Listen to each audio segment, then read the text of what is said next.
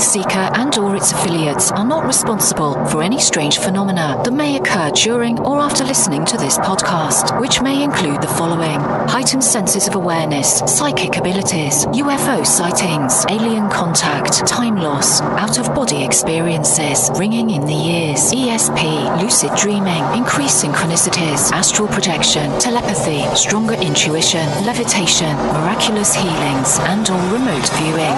Please be advised to listen at your own discretion.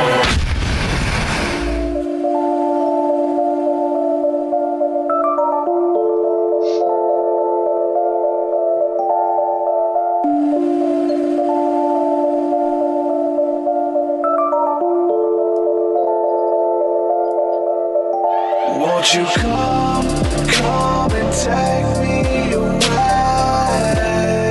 I just wanna be with you. Won't you come and take me away? To a place to walk on troubled seas, faith to stand when I don't believe. I just wanna be with you. Won't you come and take me away? I just wanna be with you. Won't you come? You are now locked into the TruthSeekah podcast. Gargoyles, psychics, everything's ungodly. Dark Savage. Streaming live at TruthSeekah.com. She's not a Christian. Give it up, y'all. Your portal to the paranormal, esoteric, and all things spiritual. She's tampering in Dark Savage stuff. And now, your host, TruthSeekah. Yo, what's up, ladies and gentlemen? I'm your host, TruthSeekah. This is the TruthSeekah podcast. Excited and delighted to be here with you guys today, sharing this sacred space with you all. Thank you to everybody who is hanging out with us in the chat room right now. We're streaming live on YouTube. For all of you guys listening on the podcast apps, if you want to catch the live show, subscribe to the YouTube channel, and there you'll get a update whenever we go live. And I'm trying to keep my stream updated at TruthSeekah.com so you know when we have shows coming up, and so you can kind of work it in your schedule. It's really cool. A lot of people listen to us live when they're at work and all that good stuff. So excited about today's show. We got a lot going on, a lot moving around in the spirit, man. So this is going to be a good show today because this is a topic that we haven't really discussed in depth. I think that every show is kind of piggybacked off of one another, and we talk about a lot of the same theories or the same belief systems about the matrix and about life and spirituality, how we all coexist with these different levels of consciousness, if it's even real, what's going on. So we're going to be talking about the simulation theory or the matrix essentially today. So it's going to be good. Before we get into that, I want to say a huge thank you to everybody who is supporting my work via Patreon. You guys are the freaking, you guys make this happen, man. I couldn't do this without you. Week before last, we hit 100 podcast episodes. We also hit #1 on iTunes for the spirituality category, the top spiritual podcast on iTunes. That's huge, guys. No matter what you're listening on, if you're listening on YouTube and this is how you consume Spotify, iHeartRadio, everybody uses something different, but all that stuff matters. And I want to say I couldn't do it without you guys. So thank you to all of my Patreon family, everybody supporting my work over there. If you guys want to support, you can head on over to patreon.com/TruthSeekah. There's a bunch of rewards. You get to unlock a bunch of cool stuff. You get extra episodes. You get exclusive interviews, behind the scenes stuff. You get my entire discography, which is 10 plus albums. You get access to that. Just released a new album, Seer, that actually drops this Friday. But that album has been on Patreon as well, so you get access to that as well. All of the stuff that I'm working on. Every time I'm done with a song, I'll upload it to Patreon. So you get access to that.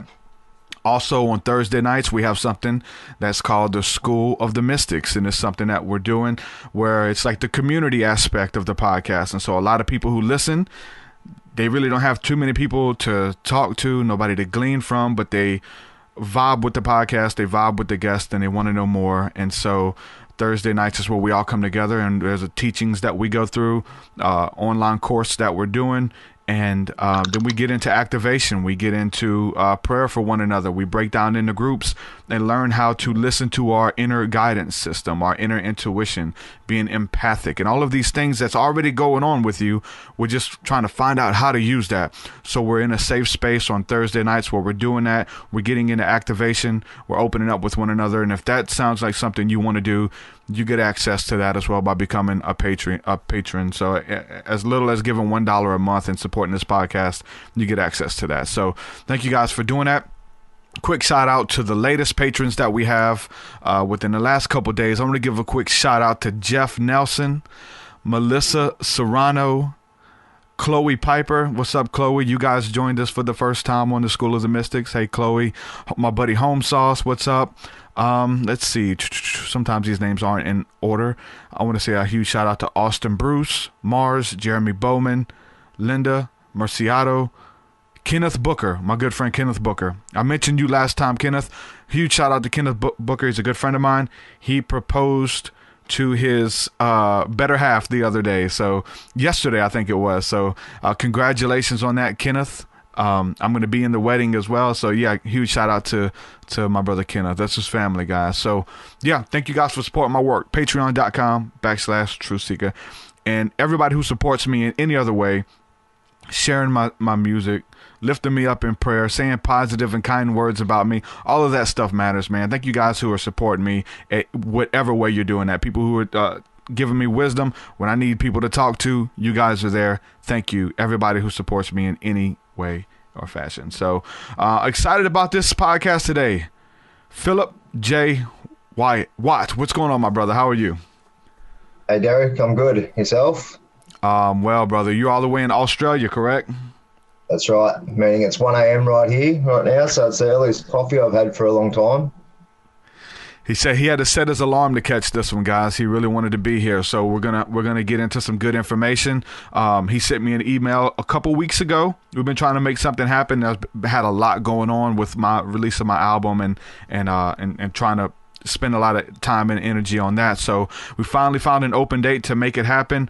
He sent me a list of stuff that he wants to talk about, and it's stuff that we talk about almost every episode. So it's going to be really good. I'm always open to talking to people about their experiences, supernatural encounters, psychedelic encounters, and how they've changed your life, and talking about the spirit realm, the spirit world. So, but yeah, look, thank you for having me on, Derek. I thought I'd just sort of tell your audience a little bit about my background first before we kick off. A little bit about me and why I wanted to come on your podcast, mate, because I'm really impressed with so many independent researchers and thinkers and even just alternative ideas these days. The alternative media really is taking over the mainstream media. The mainstream media is dying. Huge portions of the populace do not trust them, do not have faith in them, understand their propaganda outlets. Unfortunately, a lot of the time they still follow what they sort of say and believe what the mainstream media says. And there's an incoherence there, and I really want to talk a lot about incoherence today, i.e. getting into coherence, into alignment through all the different layers of the self, attuning internally, essentially, and then attuning externally. So coming into coherence with the external world, regardless of whether or not it's matrix simulation or to what sort of degree it is. But yeah, so the mainstream media has been exposed as I said, propaganda outlets. So they're basically designed to create psychological operations en masse, and they've been really effective. They've done a great bloody job. Unfortunately, the alternative media has been somewhat infiltrated to various degrees, whether or not it's by actual people who are working in, paid sort of shills, as somebody might call it, or whether it's just ideas have been implanted throughout that process, and it's been caught, sort of people have latched onto it in various through various platforms, and propagated an idea and a concept or series of concepts that aren't necessarily true and are distracting us from sort of further uncovering the truth, especially around the nature of reality, which again, that's sort of connects with the simulation, but also what's happening systemically on a material level. So I'm part of the independent media. For the last 5 years, I've written over 100 articles. I've got a podcast that I call Redesigning Society. I've interviewed some amazing people on that. I'm definitely going to have you on it when I get that up and running, Truth. I really look forward to I've taken a little break over the last sort of few months to focus on my own affairs. But I've had the pleasure to interview some amazing thinkers and hearts, such as Ripard Sheldrake and Dean Radin and Gordon White, Maxine. Yeah. Met some really smart, intelligent people who genuinely want to help this world. A lot of my work hasn't just focused on the issues. I've also focused on the solutions. So I don't, we can identify the issues all we want, but if we're not really looking at what sort of opportunities we have to evolve and transcend issues and move forward in authentic, honourable ways, not just for ourselves as a collective and our future generations, but also for the environment, nature. We've had such a massively hurtful impact on our natural systems and life biodiversity and all that sort of stuff. So we really need to consider how we move forward. And one guest I had on was Jeff Lawton, who's, pretty much the icon of permaculture. And permaculture is a fantastic model for interacting with the environment in ethical ways that actually provide you resources efficiently and effectively, but also care for the environment as well. But yeah, there's all these different grassroots movements really getting a lot of momentum, because a lot of people in general are starting to feel their inner incoherence, their inner conflict. Yeah. And they're just like, I really don't feel right for some reason. And, the materialist, consumerist sort of paradigms can be a trigger for a lot of people, because they're like, I'm chasing all this money, these things, and it's really not making me happy. A lot of the time I achieve these things, really doesn't make me happy. And so a lot of people are starting to really understand, like really embody, really, let the concept flow through them, that real success is not having an achievement with a certain amount of money and a certain amount of appreciation for whatever work they're providing them or whatever field. As much as that's great, it's great to be able to make a lot of money to be able to look after yourself and your family. That's a system we're in. I'm not saying that that's a silly thing to do, and it's certainly not a silly thing to do to be a leader in particular, whatever field or discipline you're in, whether or not it's, writing in the alternative media, or whether it's been a scientist in quantum physics, or if it's just being a great manager at a company that wants to care for its employees. It doesn't really matter. That's all fantastic. And we should celebrate that when we have achieved sort of different levels of influence or levels of love that we've been able to project out into reality. But it's not real success. Real success is coming into coherence within all the layers of the health that I want to talk about later, because what was part of my journey was breaking down the different aspects of myself into subcategories and really simplifying it for myself to understand, well, what's wrong, Phil, and how do I identify it, and then how do I fix it? So to do that, I had to sort of really go through deep analysis of the self and sort it out that way. But we'll talk about, I want to get to a little bit later for sure. But anyway, so my background is in, I've got a background working for the government at a federal level, policy development, project management, policy program sort of evolution, I guess, as well as social work. I helped a lot of people in highly sort of socioeconomically disadvantaged scenarios, lots of trauma, lots of financial, economic issues, lots of poor conditioning, and, not just for adults, but for kids as well. Entire family units, essentially, I've had to help to try and get them through this nightmarish situation that they're in. A lot of the time it's self-inflicted. A lot of the times it's a reflection of systemic dysfunction, so to speak. But yeah, so and I did that for quite some time, and it wasn't, I had to end up standing up ethically on many occasions, and it really caused a lot of problems in my life because I did the right thing, and the right thing was against status quo, so to speak. Yep. So anyway, I started writing. I started blogging, and next minute I'm writing for The Mind Unleashed. I don't know if your audience. Oh yeah, definitely. Yeah. Yeah, it's when I started writing from, they had like over 7 million Facebook likes, so a huge audience. And next minute my work was being read by thousands and thousands of people, into the millions of people. Some articles were shared, over 100,000 times alone. And I was like, how the hell did that happen, sort of thing? And so and why I sort of talked a little bit about my background is because I had, I basically took on 3 major areas with my work. The first one was spirituality or esoteric exploration or metaphysical sort of mayhem, whatever you want to call that process of connecting with connection, so to speak. And then I was focusing on personal development, obviously. I had serious depression when I was growing up as a teenager.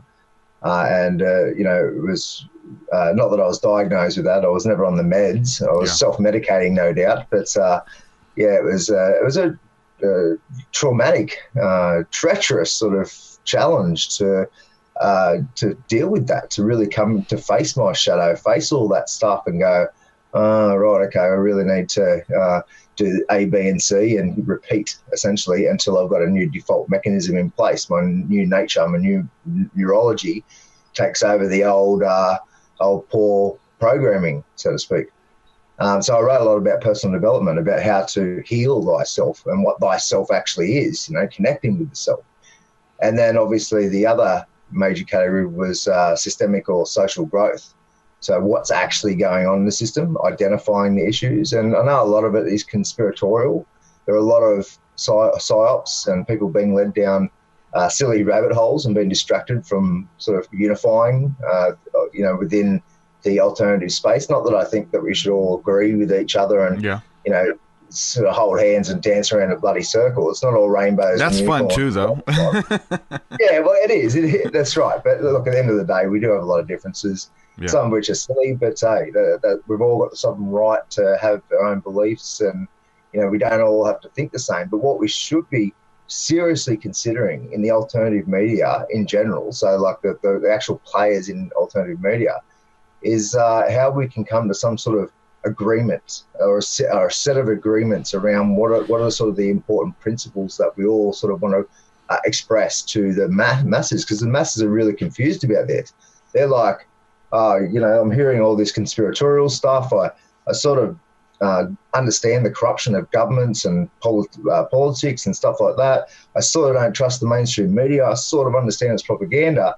But then there's all this conspiratorial stuff that just sounds crazy, and a lot of it is. A lot of the truth around our world is so off-planet that once you sort of go on the journey of waking up, because a big part of my writing and the expression in this space is, look, don't believe that you come to a plateau and then suddenly that's it. You're woken up. That's not how it works. It's a journey. It's a never-ending, ongoing, hair-splitting journey of waking up and refining your experience of the truth. And that means that, okay, it's okay to have some convictions here and there, but you need to be detached enough from those beliefs to be open to new information when it flows through, so that, we can evolve according to what the actual informational package is, instead of, applying cognitive dissonance and, no, that's not correct, and I want to fight and get into internal conflicts, that incoherence. And because I think, as we were speaking prior to this going live, a lot of people's identities, their connection to self, rests on beliefs and rests on paradigms or even dogmas. Not that they would probably call it that. And therefore, to change those beliefs, those dogmas, means changing the self, and that's scary. There's fear, there's insecurities, there's traumas, there's all these memories and all this stuff that will sort of help sort of facilitate the reluctance and the resistance to really undertake that journey of gnosis, that journey of waking up in a genuine, authentic way. So, yeah, I've been really impressed on one level with so much great information coming from so many sources. Hopefully we can work out a little bit of intelligence around how to connect better, sort of put forward an informational package and agreement to the the masses, the mainstream world, and say, look, it's okay. We're with you. We're all on the same team here. All we want to do is create a better future for humanity and our environment. And these are the sort of things we believe in. Yeah, I know we've got a lot of crazies over here, but so do you guys. And make it, look at it through a comedic lens, look at it through an intelligent lens. We all should know by now that we've been wrong innumerable times, and so based on that pattern, which I love to talk about symbolism and synchronicity and all that sort of stuff later, but based on that pattern, it's pretty clear that we're probably going to be wrong about something right now. So if we can really body that understanding and go, all right, look, it's great that I've got beliefs and I've come to this level of consciousness. I don't believe we expand consciousness. I believe that we expand our experience of consciousness. And so my consciousness is just my awareness. That's it. It is what it is. I'm a finite snapshot of infinite consciousness. I'm just having an experience of consciousness. And so the way I look at it is I'm trying to evolve my experience of it and hopefully evolve it in a beneficial, productive, way that's I'm actually growing and having a greater experience, so to speak. But yeah, and that's what we should sort of recognize in ourselves, that it's okay. We've been wrong. We're probably going to be wrong now, but this is exciting. The mystery is amazing. And even if we do get to some sort of great clarity in this construct of reality, that doesn't mean that it's actually aligned with a greater truth, a greater construct, a frequency of consciousness that we can't even begin to imagine. So I think we should be a little bit humble about this sort of process, because it's great. It's great to find new areas and explore ourselves and become more aware or expand our experience of consciousness. But maintain humbleness. Look at some of the real basic or simple ways that we can sort of work together to sort of do it collectively as well, not just individually, and have a good time as well, and really work with each other with a good spirit. And so this, you see online all the time, I'm sure, Truth, where people are fighting over ridiculous stuff, and one person might be definitely right compared to the other. I'm going through it right now, big time. It's insane with, like I said, really close people about splitting hairs and that kind of stuff. So yeah, it happens, and I've always seen it. And you mentioned that your wife was kind of referring to your book as the Celestine Prophecies, but they mention about, like, when you do have that inner conflict with someone, or you want to expose them or make them look bad or speak negatively about them, it's to make yourself look good. I know that's mentioned in that book, and I can't help but see that when someone would publicly shame you or put you down, it's to make themselves look good, to get more followers, to get more likes, to get more financial support, or whatever the case is. That I'm dealing with that right now, of some really close friends doing that to me. It's insane, but I've been dealing with it since day one. I think we're always going to deal with it, so that even though that we can have this core group of people like you're talking about that we build with, and we have this code of ethics, it's even an unspoken code of ethics that there's lines you don't cross. I'm cool with that. I kind of approach every situation with that. Like, I have a code of ethics that I'm cut from this cloth, a different type of fabric than most people.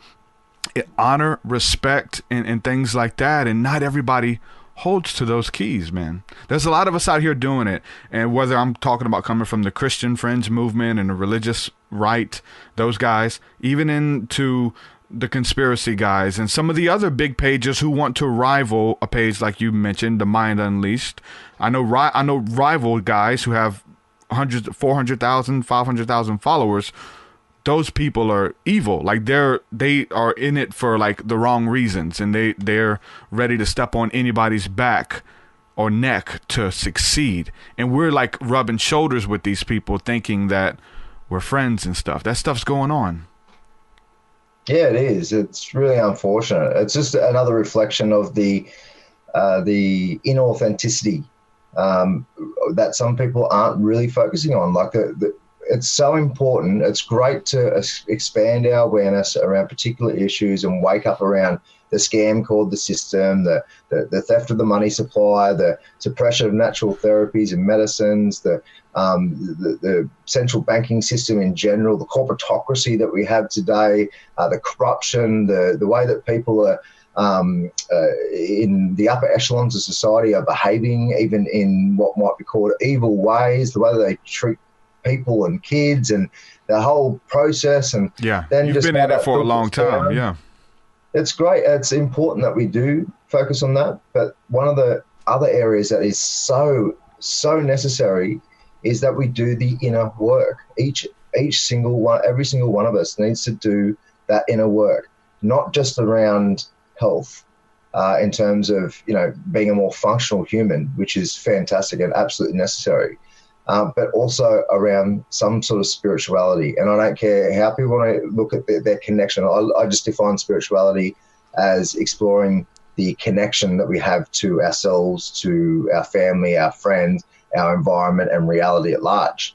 And so that can be done in a myriad ways through myriad doctrines and ideologies like religion or certain spiritual disciplines or old masters, or there's so many brilliant cultures or expressions of cultures that have explained pretty much the same thing throughout our known history so far anyway. There's so many amazing ways of describing the connection we have to reality that really do connect on some fundamental levels, but it's expressed differently with different language and according to their own terminology and understanding at the time. So a lot of the people in the so-called waking up community, what I call the Truth and Freedom Network, they're working out what's going on materially at least, but they haven't really, a lot of people still aren't prepared to move past the materialist paradigm, and they've been sucked into the dogma of scientific materialism, which is essentially a philosophy, a philosophical dogma on life. And look, as long as they do it ecologically, so we know we're interconnected and interdependent with at least at the life on Earth, it's still a materialist paradigm and through a materialist lens. Yeah. And once you sort of really embrace that, you can move on to quantum physics and you can move on to other spiritual disciplines and, that metaphysical exploration. Has that always been a part of what you're doing? Or was there like a precipice, a place that you crossed? You're like, you know what? I have to deal with that. I have to deal with paying my bills and speaking my truth and trying to earn an income doing what I love. Was there ever a bridge for you to cross, or did it just come naturally? My journey started when I was younger. I've got a certain energetic blueprint or soul that sort of, a fundamental force that created a series of circumstances for me where it was inevitable that I was going to become conscious around my connection, my spirituality. But I did have a free will component of that. And I began to ask questions quite early, one of which was, okay, the universe is expanding, but what's it expanding to? Where is it? Where is the actual universe located? And that spatial question sent my metaphysical mind spinning. And I was probably at 12. And then I went on a journey of understanding synchronicities, especially late teens and early 20s. It was really compounded my connection to reality as much as including experiencing the trickster energy and its shadow and how we can be sort of taken for a ride in this process as well. So we've got to be wary of, or at least conscious of, the duality aspect of these synchronicities. But I really became conscious on that level first. That was my first sort of area of beginning to wake up. And then I began to realize that I was mentally screwed. My psychology, my emotional infrastructure, the subconscious traumas, the wiring, neurological wiring, the programming, the conditioning, whatever you want to call it. It was a mess. It was scrambled. It was dysfunctional. It was causing me. I was perpetuating that cycle, which resulted in self-abuse. I was harming myself essentially. That's what I had to realize ultimately, because I needed to take full responsibility, and that's part. I did a presentation just last week at the Abundance Festival, and one of the primary principles that I encoded into it was self-mastery is the solution to the existential crisis that we're going through individually and collectively. And self-mastery is coming into coherence with all these health players. And it's not about being the master of the bloody universe. It's about being the master of your own truth and the master of your own sovereignty. Yeah. And really taking that journey seriously. So I did that. I spent a lot of time. It takes a long time to heal, Derek. It really does. It's you know, the analogy I like to use, think about rewiring ourselves in this way. We're walking through a forest, through a track that's pre-worn. That's the old pathway, the old neurology. What we want to do is create a new pathway. So we've got to get out the machete and the chainsaw and start chopping down bloody trees and forging a new path through the forest.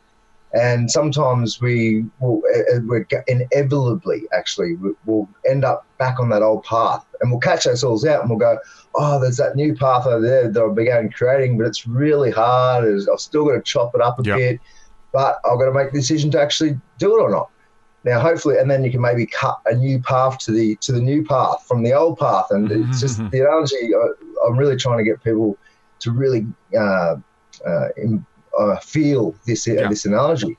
And so, but the more you do it, the more you walk that old path, the new path, should I say, the more the old path overgrows and the new path becomes the new reality. So it does take time to create new pathways, neurological pathways and conceptual apparatuses and infrastructure within the mind.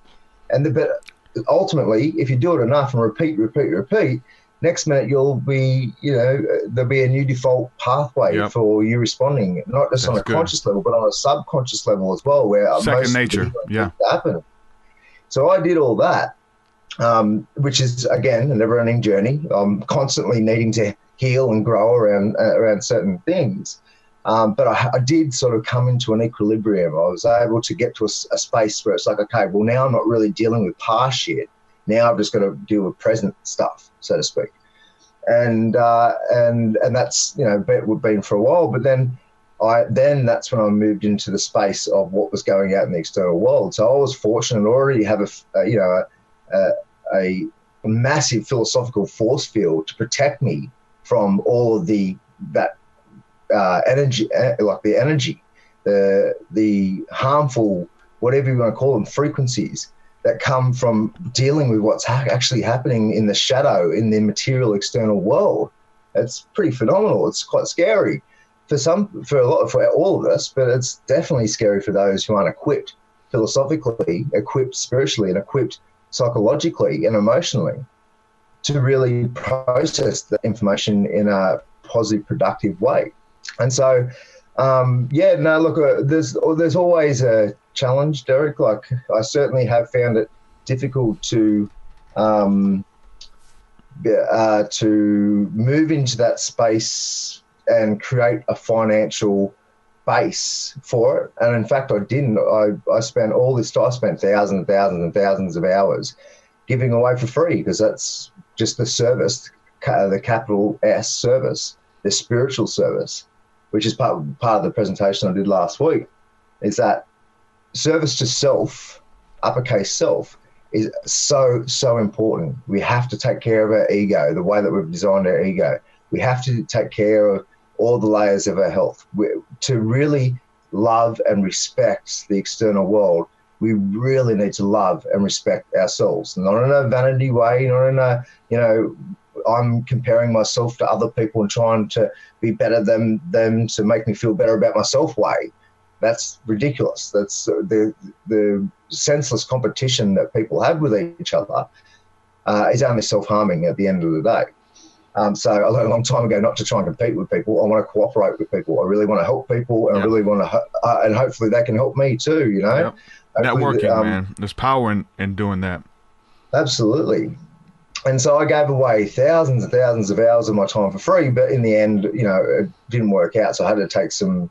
I never tried to create a Patreon page or anything like that. Look, I'd like to. I think I'm going to consider doing that because I've had to focus too much on my career side of things at the moment in terms of how I'm bringing in money into my home and surviving on that level. But I would like to really try and do that, sort of be able to generate money and income through my writing and engagement. Like I have made some, but it certainly wasn't enough to live and survive and even thrive.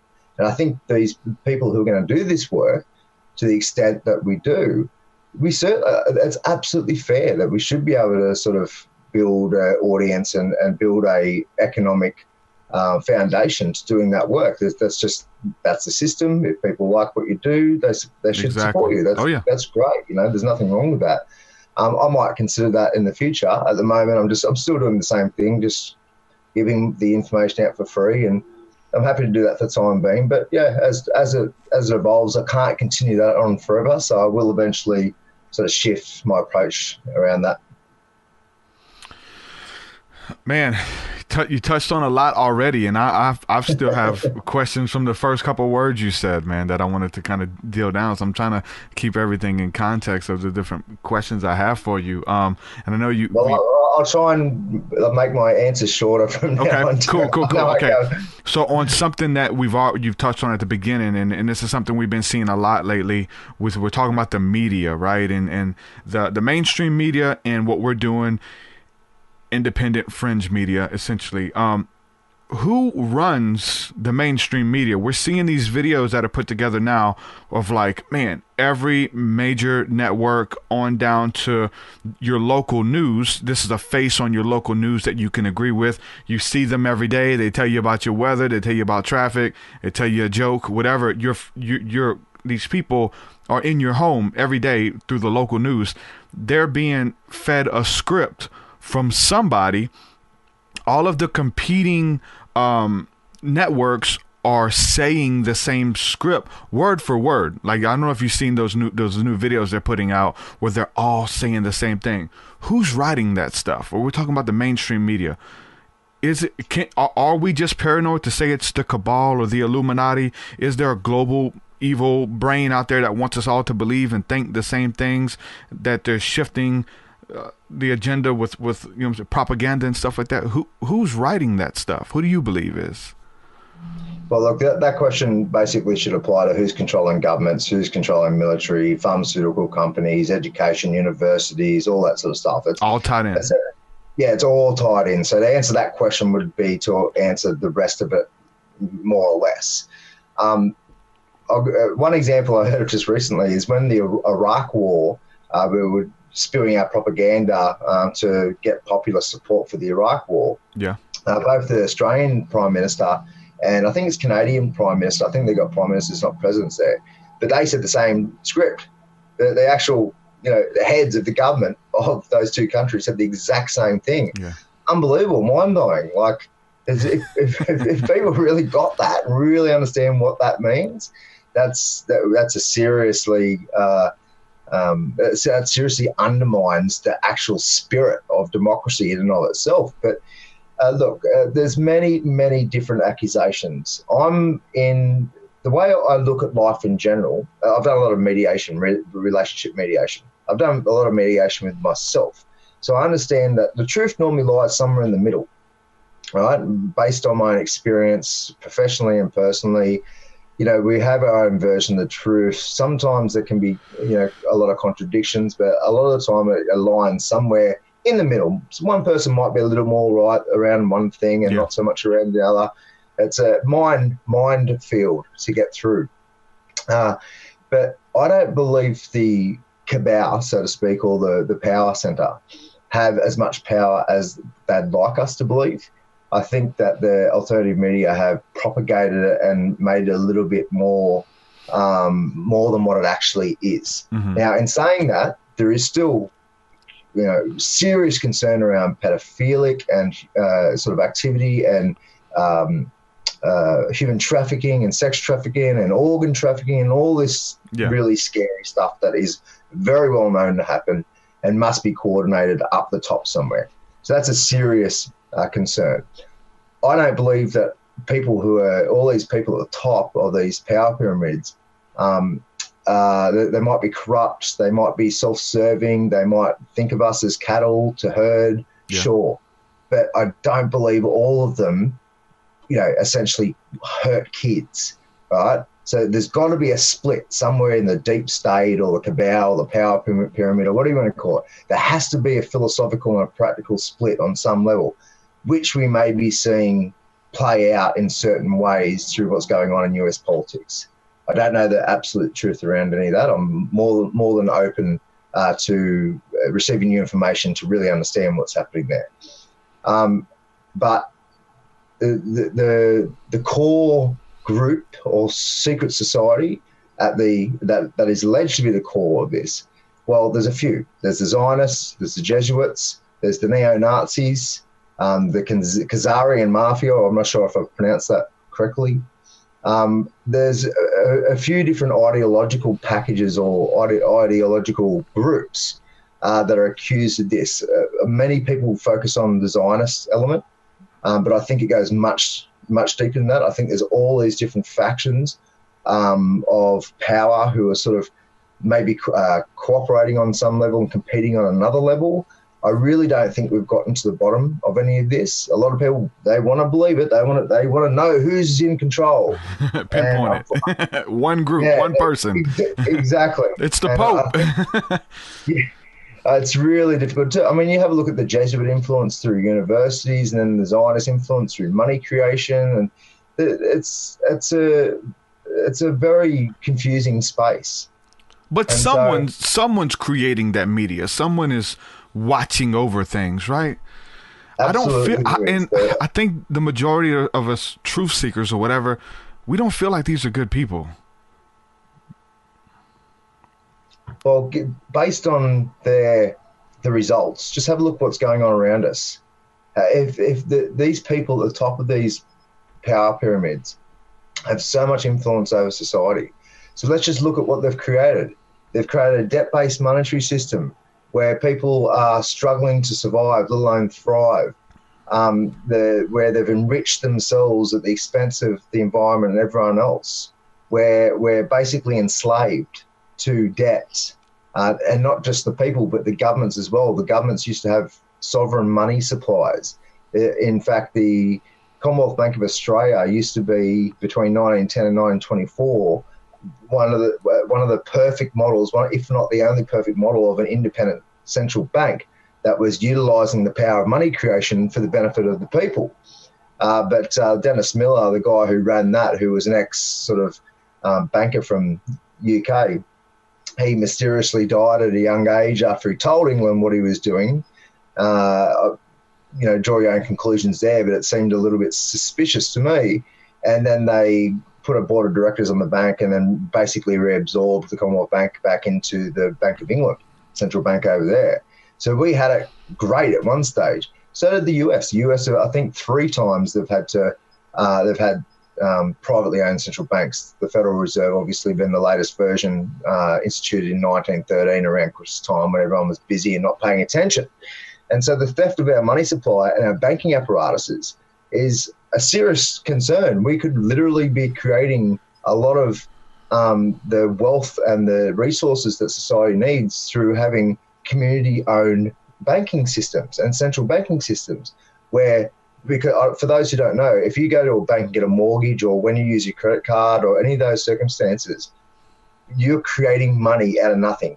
By you signing that or swiping your card, that's new money come out of nowhere.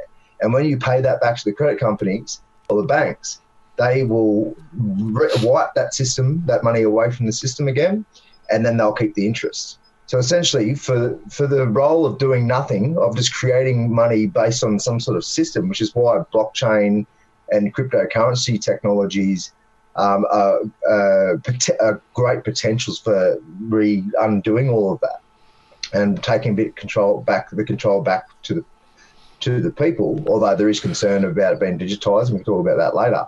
But we literally could be managing this money ourselves, and all that money that's created from creating money out of nothing and then wiping it off, but the interest that's generated from it, that could be all reinvested into our communities for community infrastructure, social programs, whatever we need.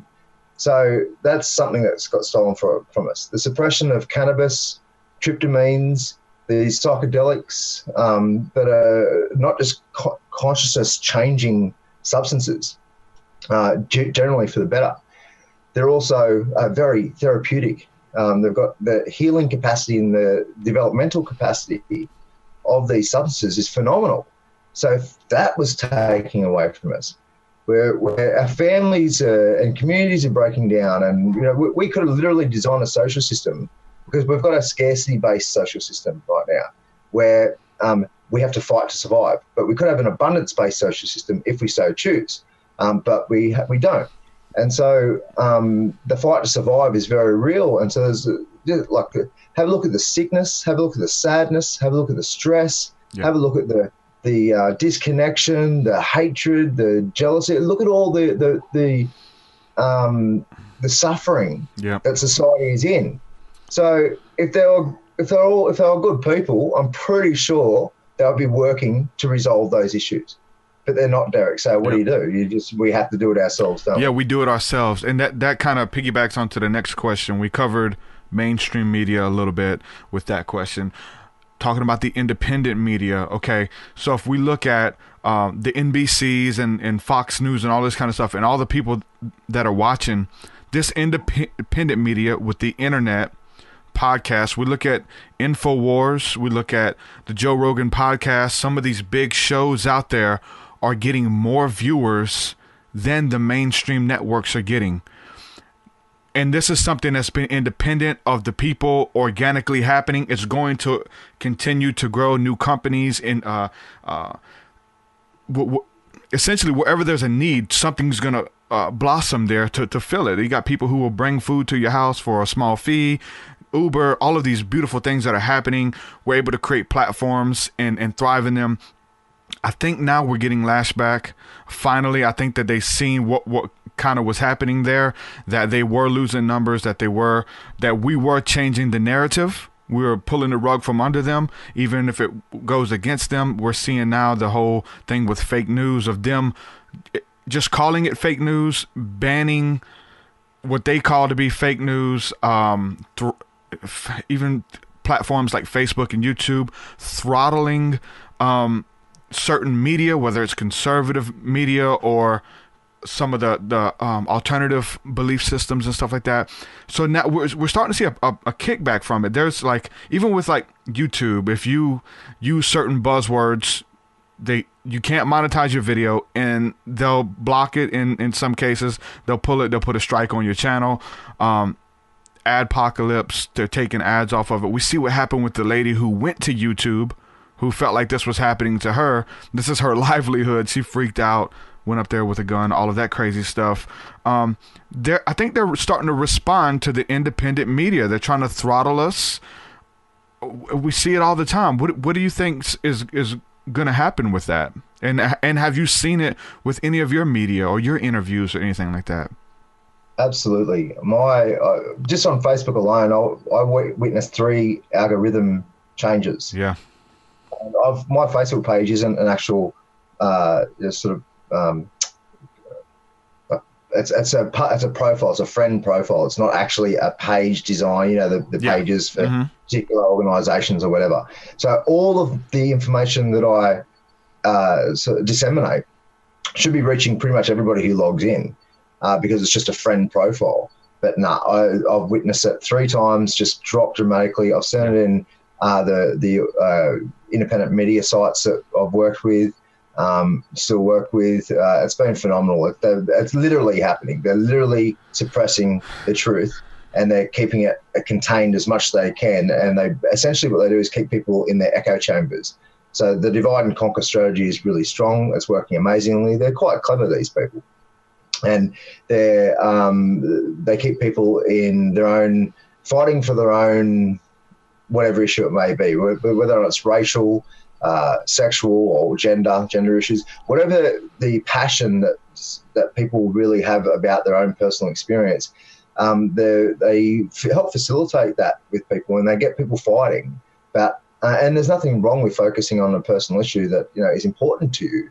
But what is also important is to see the bigger picture, understanding that we're all being screwed, we're all being suppressed, we're all being treated poorly by this social system, and it's up to us to emancipate ourselves and heal and grow in ways that we can to sort of escape the matrix to the best of our ability.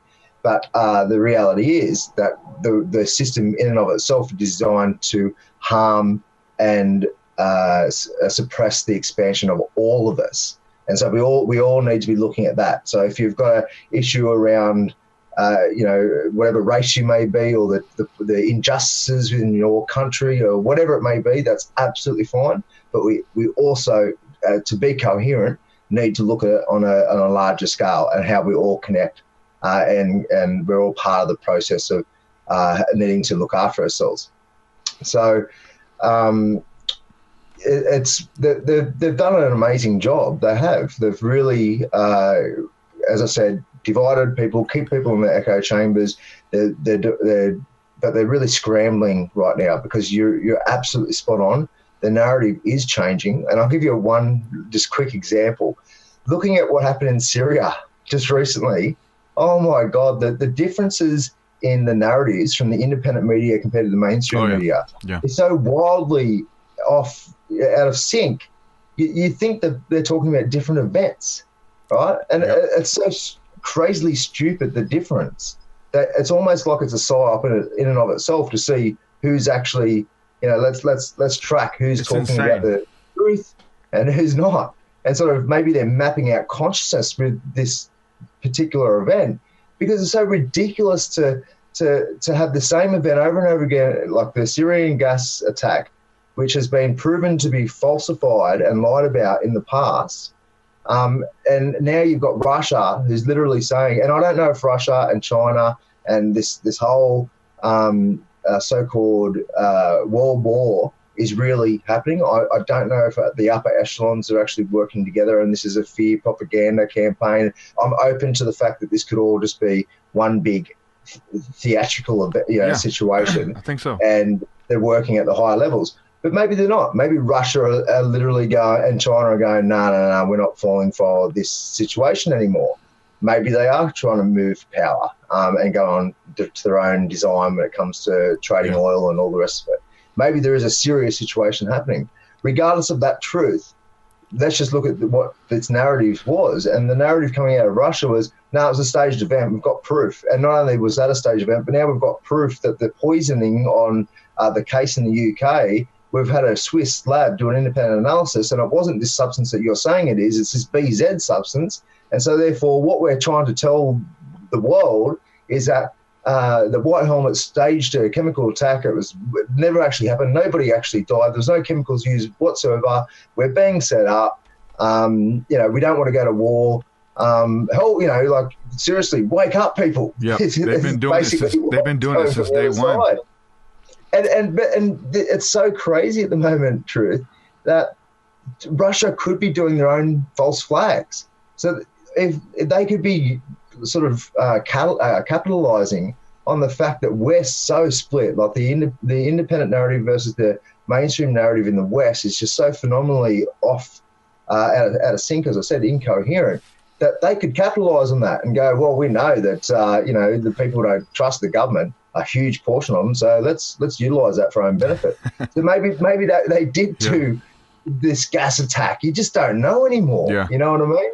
That's the thing. I think they've been doing that since the beginning with propaganda. Last night was the season finale of The Walking Dead. I love The Walking Dead. There's a couple shows out there that I like, Walking Dead, Breaking Bad, some of these great writers. And there's this thing there's this thing that they introduced on these shows now, Breaking Bad, The Walking Dead, all of these elongated series now, where I think Game of Thrones is one of them. They'll introduce a villain. This villain will come in and do the most vile, unspeakable things. They'll kill people. They'll torture people, they'll steal, they'll rob, do stuff that make you hate that person while he's on screen. Then they change the narrative over a couple episodes, and they'll make this person like have this come to Jesus moment and kind of be like come to senses, or they have everything taken from them, and then they're humble and broken, and they change, and they'll make you love them and even draw you to tears when something happens to the evil dude that's been raping and killing and all this stuff. They'll make you want them to live and want you to pull for them, and almost to tears. And we look at that, and they have the power to do it. It's really cool how they do it in television, but if they can do that with a TV show, they can do it with propaganda and the stuff that we're seeing on TV and the pictures and the images.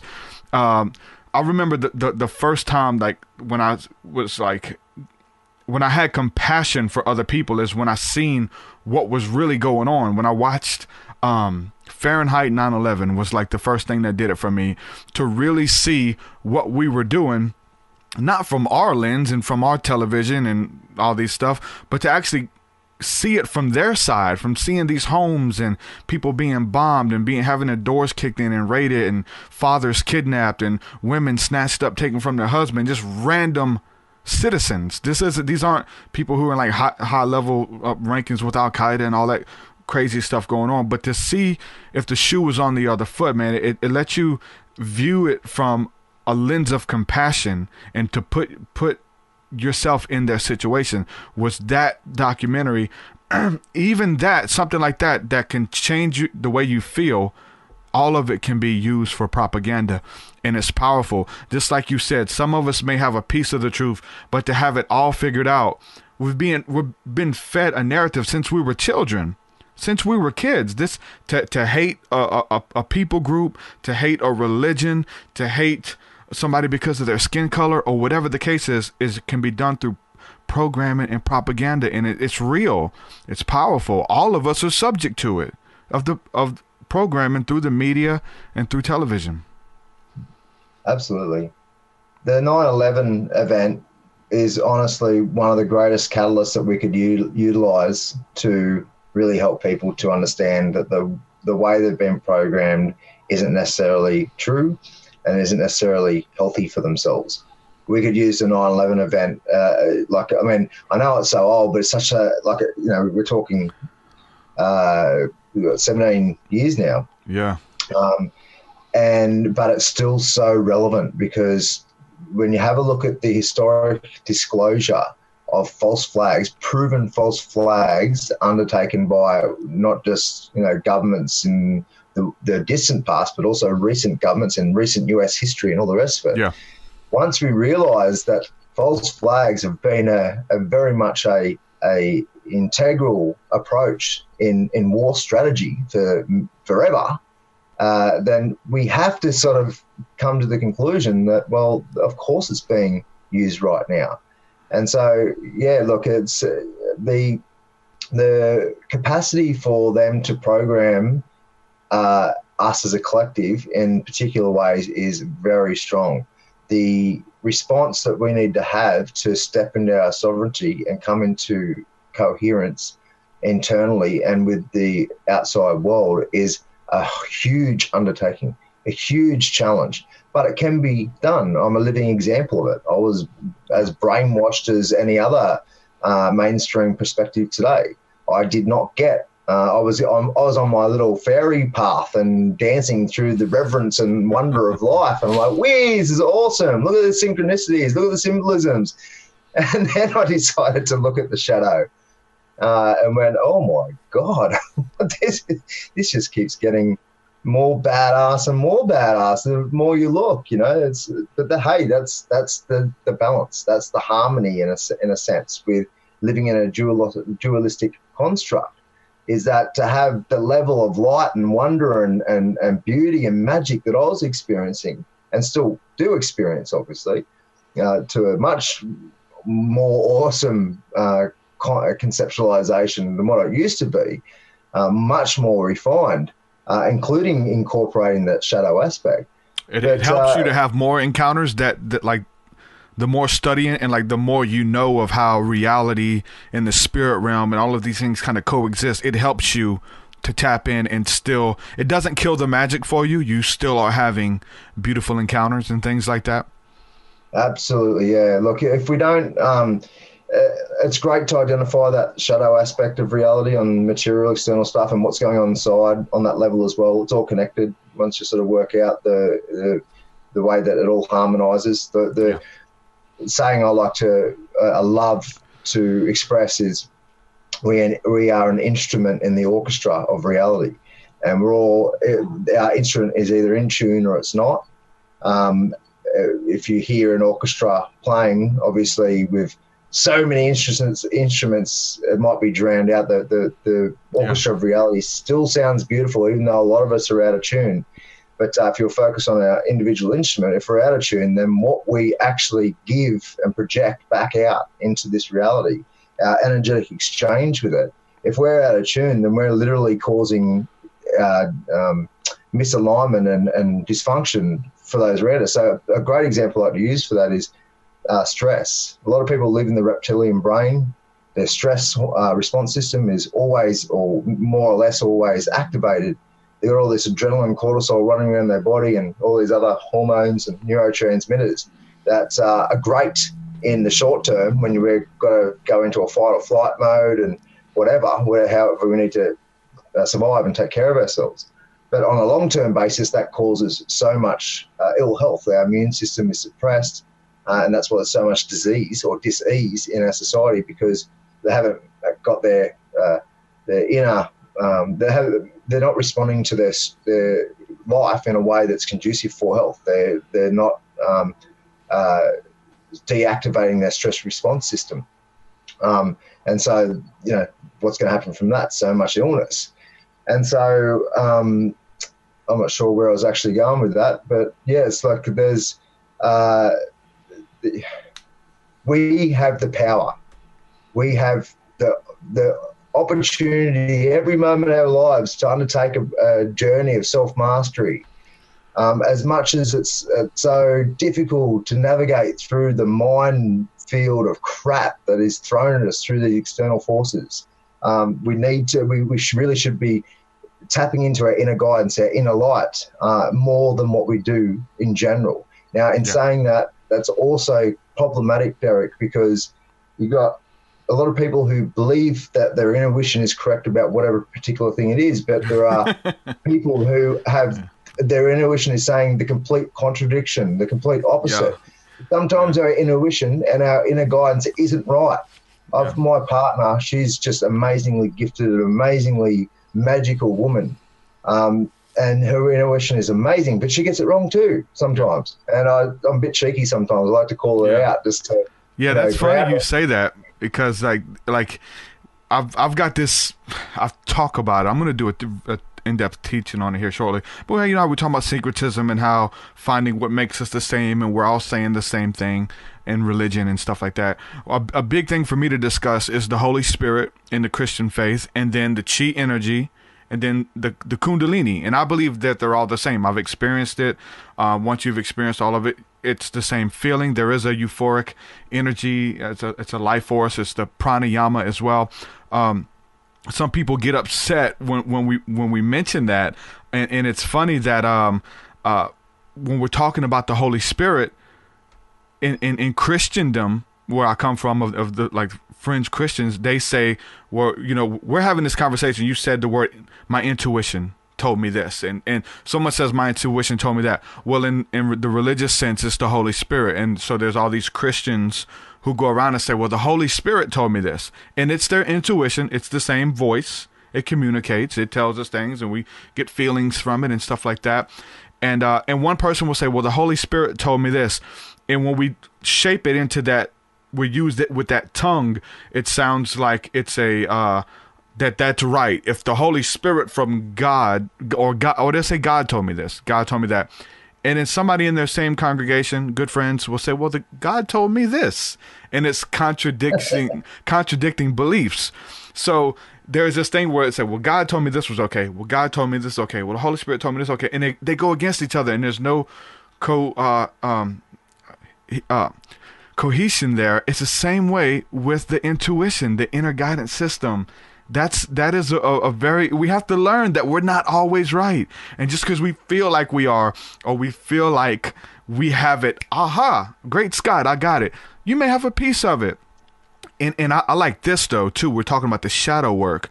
Whether you want to call it the Holy Spirit or God or my intuition or I've got this about myself, a lot of times that's what it is. It's for you. I believe in the inner sanctification work is what the Bible calls it. It's like the inner healing, and you're always being refined, and the God who started this beautiful work in you is going to be faithful and just to finish that work into refining you into fine gold, right? And so this is process that we go through, and we have those convictions. A lot of times they're just for us. A lot of times they're personal convictions for us that we force on everybody else, man. So that's awesome. That I wanted to throw that in there because we've been talking about that a lot lately, and it just made sense with you talking about the inner intuition, and because we're saying the same thing. It's just the terminology is different. I use the word intuition, but not in a way that these inner intuitions fight each other. That people are right and I got an inkling about something, you know. Yeah, look, we should be listening to our instinct, our gut instinct. We've got a tummy brain, 100 million neurons. The cerebral brain and the gut brain used to be connected in the fetus, and at a certain stage it disconnects, still connected by the nervous system and whatnot. Yeah, so we've got these two major brains in our body. Gut instinct is where a lot of our neurotransmitters are created, and that's where basically a lot of the neurological arrangements in tapping into memory is created. So that's where our guts might respond first to a certain situation, but it could be a response based on fear as well. That's where we have to have wise judgment around what's going on internally and understand, it sort of feels like this, but it actually could be this as well. So that's when I have an experience of intuition or instinct. I sort of tend to go, okay, well, that's sort of what is the primary sort of frequency of truth that's coming through me. But hey, it could be this, this, and this, and so I just allow it to dance naturally, and then I'll follow the path that I need to as more information comes in or comes through me.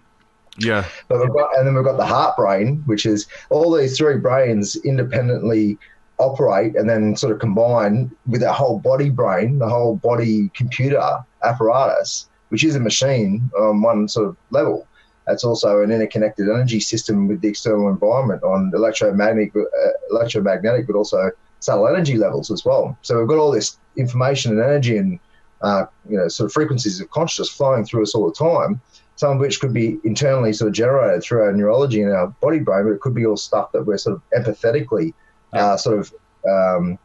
tapping into with people around us. So sometimes we might be actually feeling somebody else's sort of primary focus at that point, and we might take it on as our own. Or, if we become aware enough about how that sort of stuff works, we might be able to sort of discern whether or not it's, something more somebody else than what it is ourselves. And so it is difficult. It really is to sort of navigate through all that and go, well, that definitely must be right and that definitely must be wrong. And because I have an overwhelming feeling that it's right. So it's got to be right. Yeah. Look, I'll quickly sort of break down because I use certain terminologies and language like words, phrases when it comes to my conception of reality. People do it differently. We do it through different cultural prisms and particular individual, ideological prisms that we might have, and that's fine. There's nothing wrong with explaining it from our perspective. When I think of the word God, for example, I don't think of a man in the sky or some sort of self-aware creator, as a lot of religious people do. I just think of it as the interconnecting totality of existence, the fabric that sort of weaves through all of us. Consciousness. There's many words you could call it, energy or consciousness or spirit or whatever. It's absolutely fine for people to come to their own determination on how they want to explain it. And there is I'm connected to that. So, and we all, my belief is that we all are connected to that. And so in a sense, we're all God. That's it's not meant to be an ego type thing, or should I say a pride thing or anything like that. It's just about us understanding our divine nature at our core. That's great. Mm-hmm. We're also separate. So I call this the many truths theory, where you've got the truth that we're connected, but the truth that we're also separate. Now, how can we have a divine dichotomy like that, where separateness and connectedness can coexist, but it's not on one level. It's that they can't, but if they're on different levels, they can coexist. So it's like, you know, when we look at the fundamental nature of reality through quantum physics and through the sacredness, the sacred space, we can understand that we're connected. But then on a more classical level, we're a little bit more separate. We're having an individual sort of experience of consciousness, even though we're all sort of tapped into this, you know, this collective sort of consciousness. And so I look at truth like that as well. Like a great analogy I like to use, actually, or an example is, just imagine you could see in the infrared spectrum, and I couldn't, right? But you couldn't see on our little small pocket of light frequency that we see. I would look up into the sky and say, look, Derek, there's a rainbow. Look how beautiful it is. And you'd say, no, there's no rainbow there, and because you can only see on the infrared. And I'm like, well, there is. Now, if we were wise enough, we'd understand that we're seeing through a different lens, and we're both right. You know, even though it seems contradictory, it's actually true that, you know, there is a rainbow there for me and there isn't for you. So we need to consider those sorts of paradoxes when we interact with people and our environment in general. Really smart to realise that we're at our own sort of stage of learning and healing and development and what might be I'm with that, and it's all good if it's beautiful until it turns into like destructive stuff. You know what I'm saying? And people are like, God told me that I'm supposed to kill you or something. Like that's like, so sending death threats or creating something that's negative or whatever the case is, right? You know what I'm saying? So we have these realities that are. Derek. Oh, sorry, mate. I don't want to let this one go because you're absolutely right. A big part of what I try and help people understand is that we need to respect our sovereignty. And by understanding and respecting our sovereignty, coming into alignment with what it means to actually being a true sovereign being, that also means that you've trained your ego to understand that it's not just separate, it's also connected. So once you realise that respecting your sovereignty means that understanding how we should be respecting the sovereignty of everything else, then we need to make sure that we have coherence with that process. So instead of just going, I'm going to control others, if people are trying to control others without focusing the control on themselves, because we do have the power to have some level of control. I'd love to talk about conscious, subconscious, and unconscious in a little bit if I can. But if we can have the control, hopefully in a productive, healthy way within ourselves, but we can't control others, and we can't control the external environment to a massive, massive extent. And we shouldn't want to as well, because we need to respect the sovereign nature of every single being. And so, look, it's a little bit hard when it comes to children. There needs to be a level of control. You don't want your kids running out on the road or anything like that. But at a certain stage of their development, you need to sort of start balancing out. So less control, more freedom sort of thing, and try and create a respectful friendship in that process. So it gets a little bit difficult there. Yeah. But sorry, mate. Yeah. So so would you say that's very similar to do what thou wilt? As long as it's not just because like a lot of people who come against that, especially because like I said, I come from a religious background, and they will have a problem with do what thou wilt. But essentially that is, as long as it doesn't infringe upon anyone else, as long as you're not hurting anyone, right? Like what works for you, what's helping you to get through, as long as it's not infringing on someone else and forcing a belief or forcing a code of ethics. You know what I'm saying? This is natural stuff, you know? It's another one of those examples where pretty much every culture and religion and spiritual discipline have said the same thing. Golden rule, do no harm unless in self-defense. Yeah. Such a simple principle, right? Yeah. Do we actually live it? Do we enact it, though? That's where I challenge people. It's like, how are you trying to control others? If people are hurting you, if there's an energetic expression, for example, as I was talking about with the stress, if we've got an electromagnetic field around us that is in disharmony, because we're in disharmony, so we're hurting ourselves. If we have family members and friends that are around all the time and sort of projecting this dysfunctional negative energy onto them, well, we're actually causing harm by harming ourselves, right? So we're actually causing, and so it's okay for us to have boundaries and say, hey, you're hurting me on this level. There's a subtle sort of impact that you're having on me because of the way that you treat yourself. And so we need to work out if our boundaries are good enough, if we need to, if we can't be around people because they don't want to help themselves. Well, it's important that we make those measures for ourselves and take those steps. So it's important that we express to those around us that what we feel about how they're treating us, whether or not they're meant to do it or not, is what I'm getting at. And not just be docile, accepting, or be like I think in the spiritual community, there's a lot of people being pushed around and pushed over, you know, because they don't want conflict and things like that. So they just let anything fly, even if it does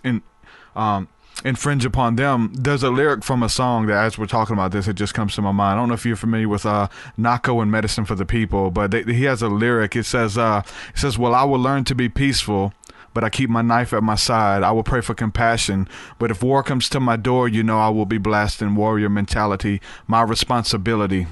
I will learn to be peaceful, but I'll keep my knife at my side. Like, people will, if you let them, they'll try to take advantage of you. They will go against to do what thou wilt. They will try to infringe upon your rights as a sovereign, as someone who is standing in their truth or standing in their peace. People will, if you let them, they will walk all over you, even in a belief system way. Like, you have to believe what I believe, and let me show you how you're wrong. This is the right way. This is the only way. You know, these type of things, and we have to stand for what we believe in. You're 100% right. We need to protect ourselves. We need to nurture ourselves. We need to respect ourselves enough not to want to allow people to hurt us. And we need to respect ourselves enough to not want to hurt ourselves, which is all this whole process of coming into alignment internally and really becoming, a refined, attuned human being. It's exciting. It's amazing once we really start to sort of fight that crap within us and go, oh, wow, I've got a whole new area of growth that I didn't even realize. And it's like a dream come true to be able to, I mean, I get bored real quick. If I've got to put up with myself like this for the rest of my life, I'm not going to be happy. So I may as well keep going on this journey and changing and evolving as time goes through. Sometimes they're going to be major rebirths. Sometimes they're going to be minor rebirths. But to really get into that process means that we have to identify what we've got to come into coherence with.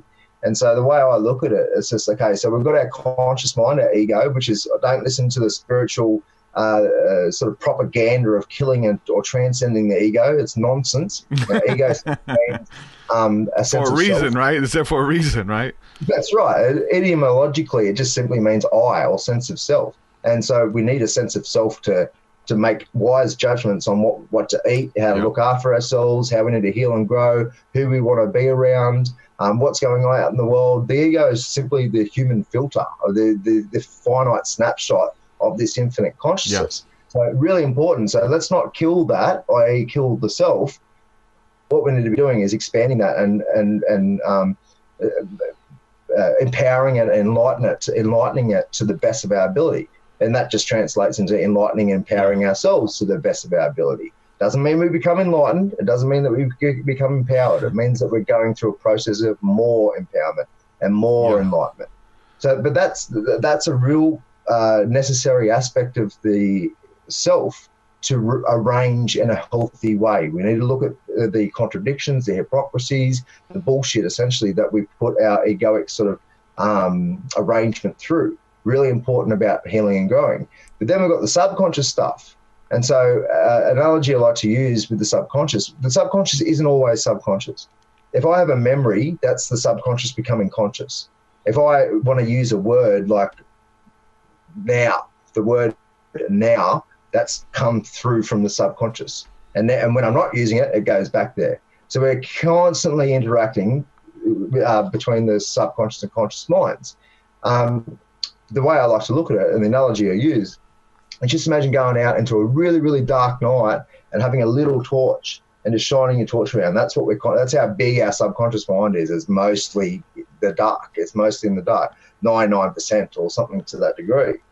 And what we're doing is just moving that torch around according to what we need to do. So if we've got, which we all do, subconscious traumas, poor wiring, poor conceptual design, we need to identify what that is. Meditation and psychedelics are obviously two of the primary ways to do so. I've participated in lots of psychedelic initiation and expansion for many, many years. It's been highly integral, but that doesn't mean I recommend it to others. That was what was important for me, and if people want to go and do whatever they want to do, what I will recommend strongly is meditation. Because meditation, which we all do all the time, we're constantly changing our brainwave state in action if we're gardening or reading a book, or if we've got a singular focus, jogging, cutting grass.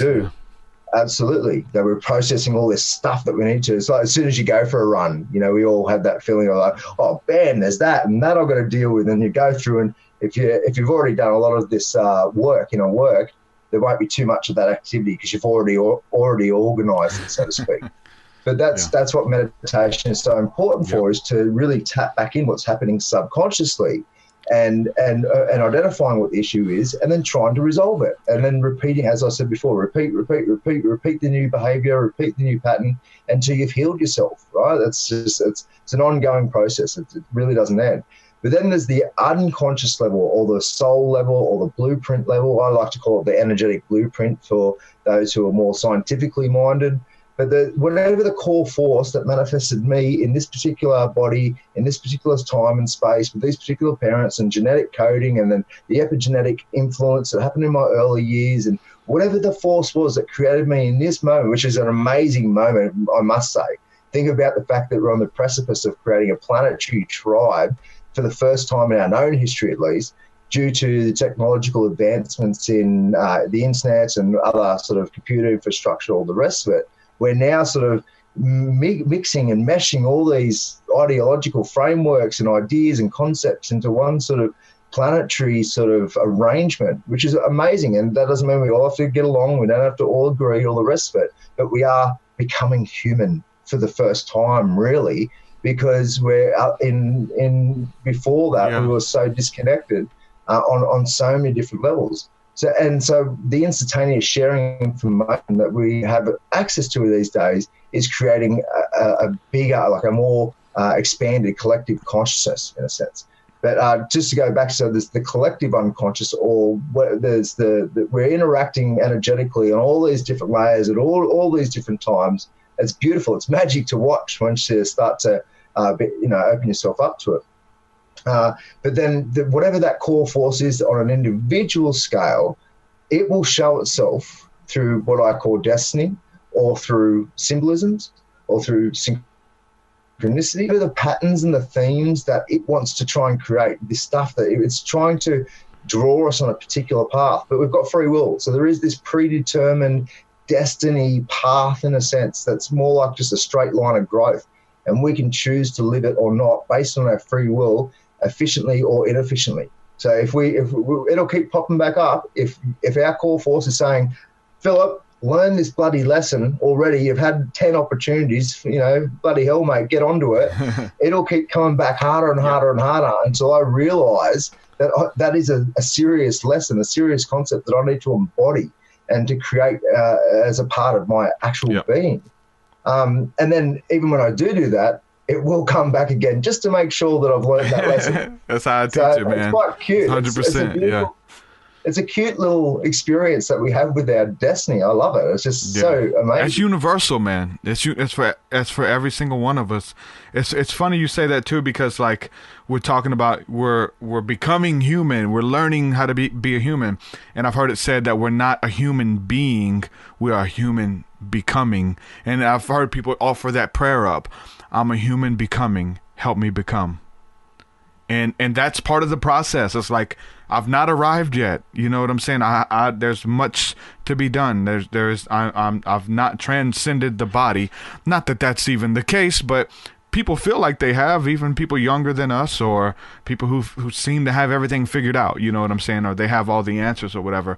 But it's about becoming. It's about learning, and not to stray too far from the whole gut situation. But the word gut, I think it's the Scandinavian word for gut, is God. So it's I have a gut feeling about this. How it's connected to the brain. That's your God feeling, the intuition, my gut feeling, God feeling. And even I think nutrition and health say that every 6 to 9 months, we're changing biologically, chemically. We're changing based upon the stuff that we put in our gut rot, always having meats, heavy meats stored in the stomach. Like there's a bunch of scriptures that were taken out of the Bible, some different books that talk about like demonic possession based upon having rotting meat living within your stomach, just keeping it, and you're not hungry, you're just eating because it's time to eat, and it's always consuming flesh, and it stays there, and it never fully processes out. They took some of those books out of the Bible that went into great detail about that, and that stuff's beautiful to me. So we're being essentially reborn every 6 months or so by the stuff we're putting in our mouth, and that's just, and how, the connection there with our brain, it's just beautiful. Fearfully and wonderfully made, man. Yeah, we've got 100 trillion living organisms inside of us. We're made of living organisms. Yeah. And our guts are full of microbiome and all this gut life, this gut bacteria, all this stuff. Ecosystem. Our foods, yeah, there's an ecosystem in our tummies, in our whole body, really. And we're essentially a living thing and a living thing and a living thing and a living. It's like that camera angle that zooms right out from the atom to the end of the universe, and then it starts in the atom again. It comes out through the fractal. Is that part of the simulation theory, though, man? Because that's very, I don't know what they call it, like something with the like mold theory or something like that, where just going into the mold. And I know we see it on like what movie was that? The Men in Black at the end, you're just going into the universe and just kept zooming in, and then you were into a drop of water, and then aliens playing marbles or something. Like you just keep zooming in, and we talk about that when we zoom out. When we zoom out and we see us as a collective, as a whole, as our evolution, cities being formed, civilizations growing, as in some cases cancer upon the face of the earth and things like that. Very interesting. Yeah, let me just quickly touch back on the gut health, though. I don't want to let that go because that's really important. It is important. Diet has been shown to be such a massive influence in health or illness. And so if we're treating ourselves like crap and by eating crap, chemically rich, toxin-rich, almost nutrition-less food, no life, then of course we're going to be sick. So we need to look after our tummies extremely well. The general rule is more plants, less meat. And if you have to, sorry, I've just got to.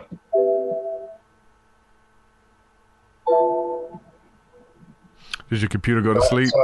Yeah, no, I had some sort of program pop up wanting me to do something. But yeah, so it's really important that we look after our gut health. I mean, that's another example of, if we really had genuine people that wanted to look after us at the top, I'm pretty sure they'd make a really healthy, awesome food supply for us. But they haven't.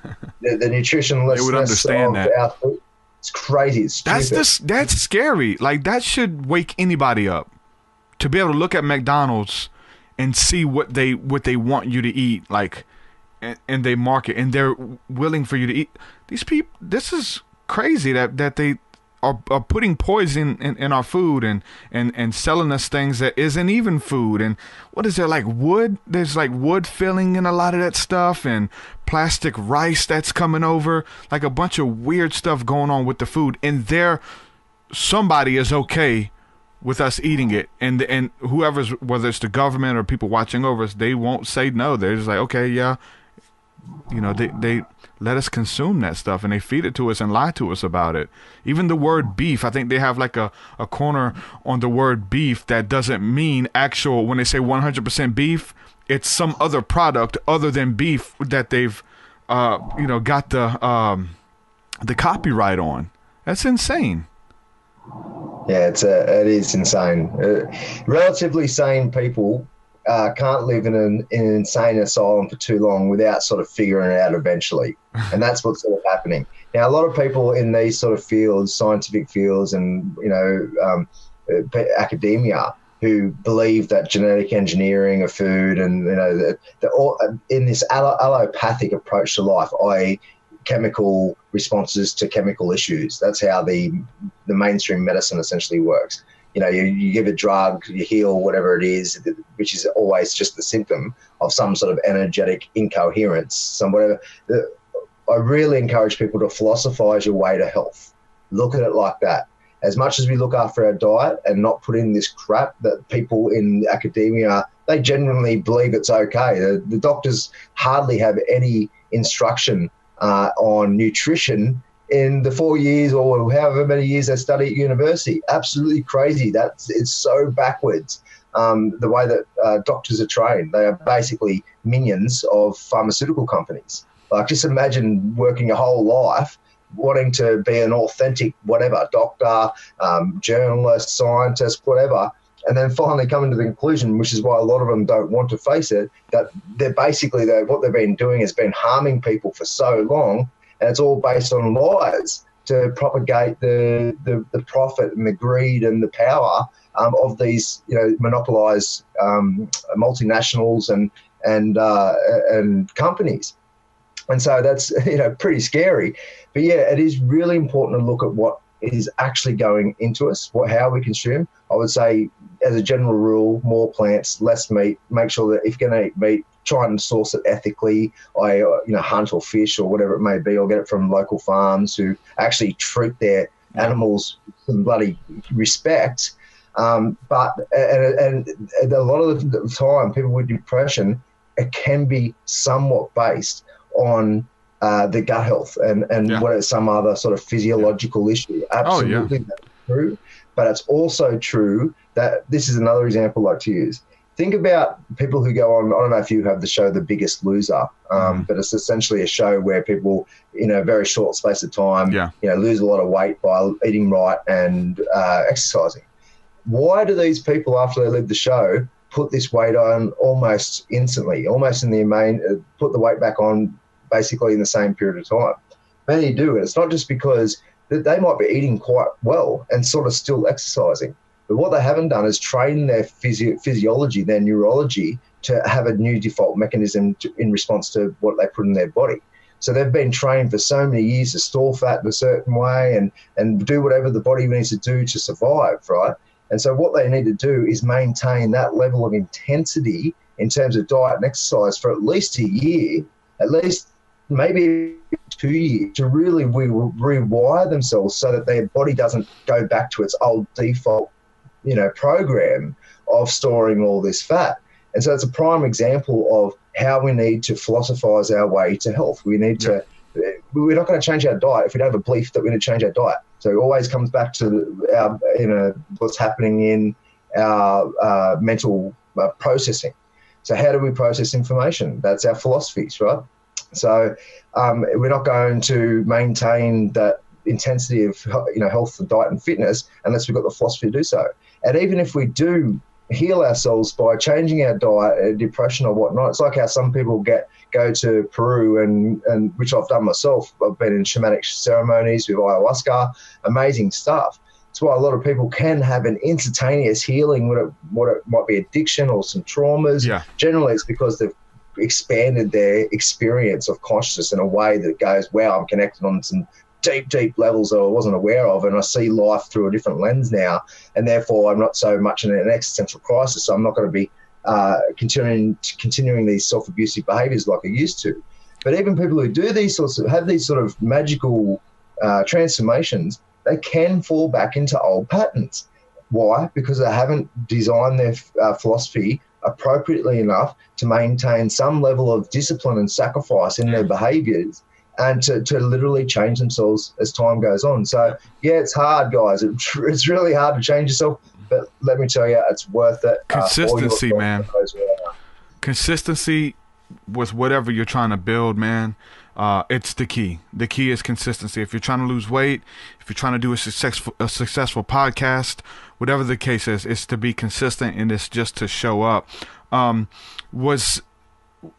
These experiences, whether it's magic mushrooms or the ayahuasca, was that part of you coming out of your own depression? Did that play a role? Yes and no.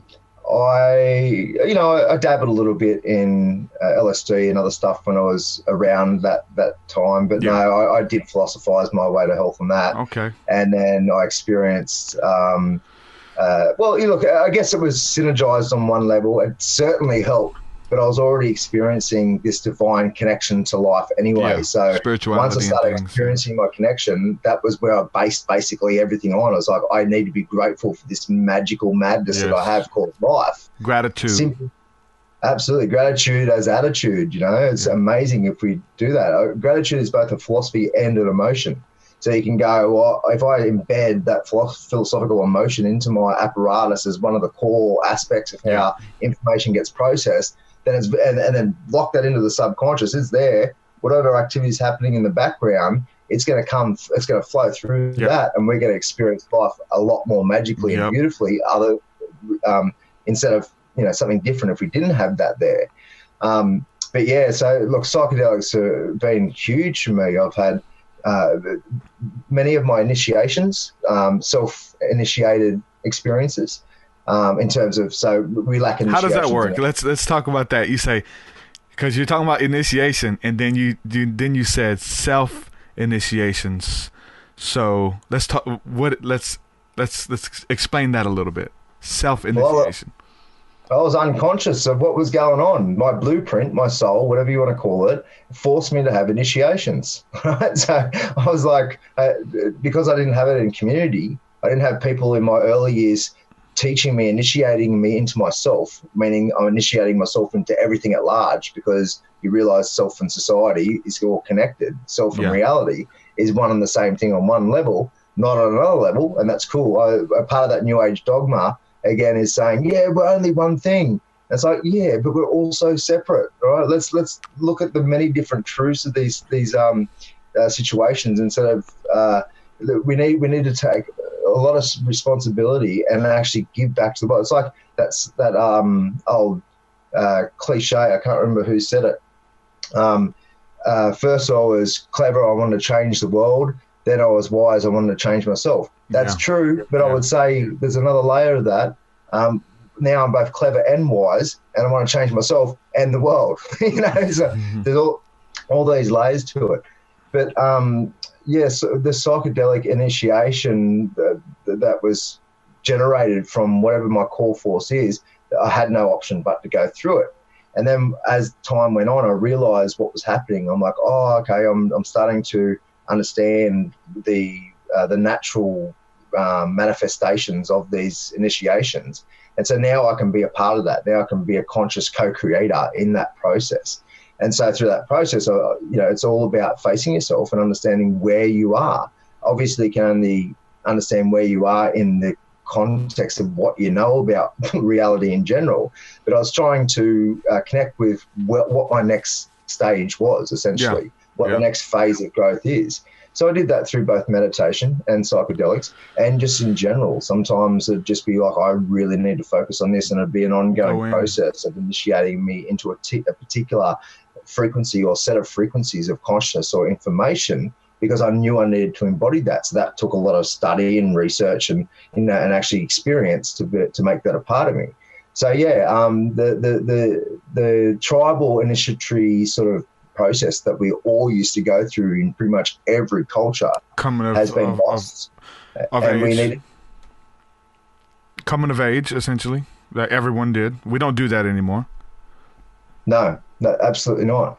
And it's and instead we just put kids into a very sick curriculum or education system that there's great stuff about it. I can't say that it's all bad. There's lots of English, maths, some of the science, even though science is taught materialistically, i.e. dogmatically, and even though history is a lie on many different levels. You got geography, there's lots of good subjects out there, and there's a lot of good history, for example, that is true as well, but we don't see the whole picture with that. But what isn't included in school is self-mastery. What isn't included in school is personal development, looking after the self. All these sorts of, we should have a class dedicated to cross-examining all the cultural spiritualities that existed and sort of work it. We don't have to believe. You can believe whatever you want. You can have a belief in whatever particular stream of information if you want, but let's at least cross-examine it, look at the similarities and the differences. So there's none of this initiation in our education system. Parents aren't doing it. Parents are dazed and confused themselves. So essentially it's up to each individual to really emancipate themselves from their poor programming, from their sickness, whatever, regardless if it's philosophical sickness or physical sickness, and be take full responsibility, be that person that is going to look after themselves, because nobody else is going to do it for you. Your partner's not, your family's not, your school's not, your government's not. You know, you've got all these beautiful spirit guidances and internal destinies and all these patterns and symbolisms that can help to guide you along the way, but you need to take responsibility. You have to do it. You need to make the decision to take care of yourself. You have to do the initiation. You have to sign up. You have to show up. Let me ask you this, because you're talking about the life path. You're talking about that there is this will for your life, your destiny, essentially. And then we're talking about the initiation through psychedelics, which many people, and then coupled with meditation as well at times, is something's guiding this. Like I said, we can call it God, whatever. You also sent me on this list of things you want to talk about, talking about aliens and multidimensional beings.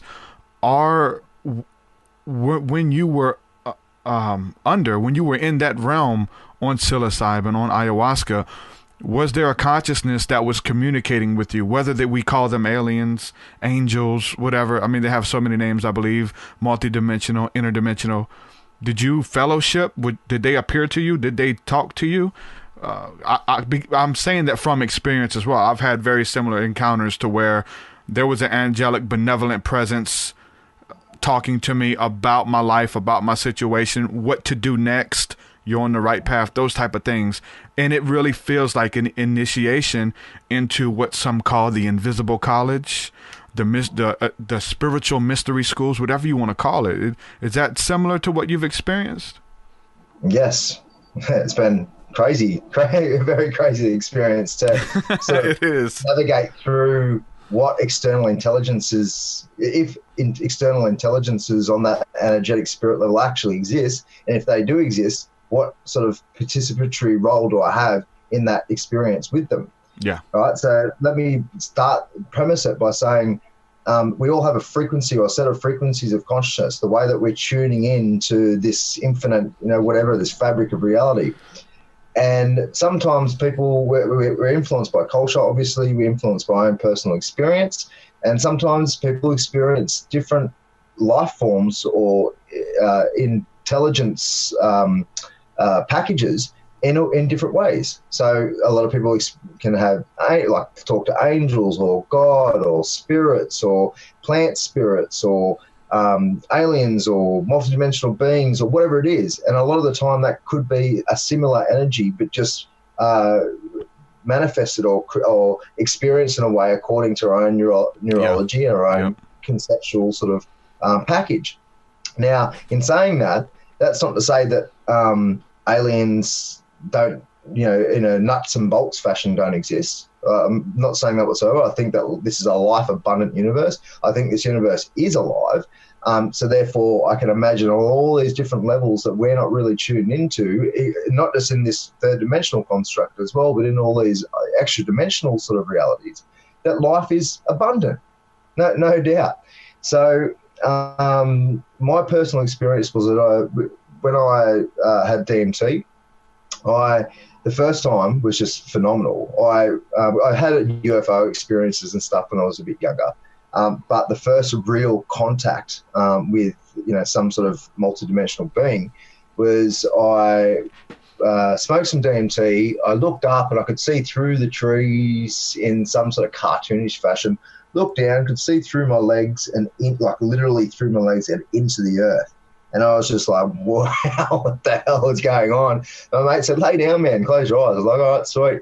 So I did that and instantly going through a wormhole, traveled for about, 20 seconds, and then got to a certain stage where I started to be split. So I was split into about 10 or 12 layers of perception, and I could see through every layer. So I had 10 or 12 perspectives, essentially. but the most prominent ones were the one in this particular, the start. That might have been the third dimension. These might have been dimensional perspectives. So my interpretation could be completely wrong. It could be really right. It could be a mixture as well. I might be somewhat accurate with it in terms of, like, after all of this happened, I thought to myself, that could be fake, it could be real, or it could be a mixture of the two. And that's where I'll get back to in a sec. So in the most furthest away perspective, I'm looking at these two beings. And in like a cave-like structure, red was the general colour from memory. And one of these beings was full alien, and the other one was half alien, half human. And the full one said to me telepathically, nice to finally meet you, and held out its hand and shook my hand, right? And I remember thinking, this is where I understand control of thoughts and what you're expressing out, because there was a part of me that went, yeah, nice to meet you too. Like, this is like, what the hell? And that was sort of private. It was a private comedy thing. Like, my ego had been split into all these shards, and I still had my ego in a sense. It was this comedic experience in a way. Yeah. But then there was another part of me that said, yeah, nice to meet you too, and shook the hand, right? And then it said telepathically, again, don't wait so long to come visit next time. And I was like, yeah, cool, no worries. In the back of my head, making comedy of it again, just going, this is just unbelievably crazy. And then my, split perspectives compressed into one, shot out of the wormhole, sat up in the physical reality and just went, what the hell just happened, sort of thing. And, I processed that at the time, and for a while afterwards, as I don't answer. That could have been completely fake, just my own creation. It could be completely real, and it was real exactly the way it was. Or it could be, I'm sort of influencing that process in some way. It's sort of a mixture of truth, so to speak. And I've done that with when you look at the consciousness studies, so psi research into all the parapsychological information I think I don't even say that again properly. Parapsychological information that's out there these days, it's amazing what it's saying. But what it's definitely saying is that we play a co-creative role in the experiences that we have, for example, in near-death experiences, with any of the psi research. So there's always an interpretation process that we go through. It's like the instinct and the intuition comes through us, and then we process it with our rationale and with our whatever our infrastructure is, internal infrastructure is. And if we're wise enough, we can let it flow through without really tainting it that much, tainting the information that much. And we can it's like a skill. You can get better and better at it, I guess. Yeah. And so if you can flow it through to its as authentic as it possibly can, well, that's sort of the goal, right? But I think we're all babies here, Derek. I think we're very much at the start of this. Yeah. I mean, to watch, if there was an intelligent life out there watching us, what was going on, and then the clash of narratives between, the mainstream and alternative in general, alone what happened in Syria just recently, they'd just be, they'd think it's a comedy show. We're like a parody on ourselves, man. Like it's just definitely silly what we're doing. So we're very young. I'm very young. We're all very young at this process, and that means it's there's a lot of amazing potential, growth potential that we realise. Definitely. So I really look forward to that. But yeah, so just back to the alien thing.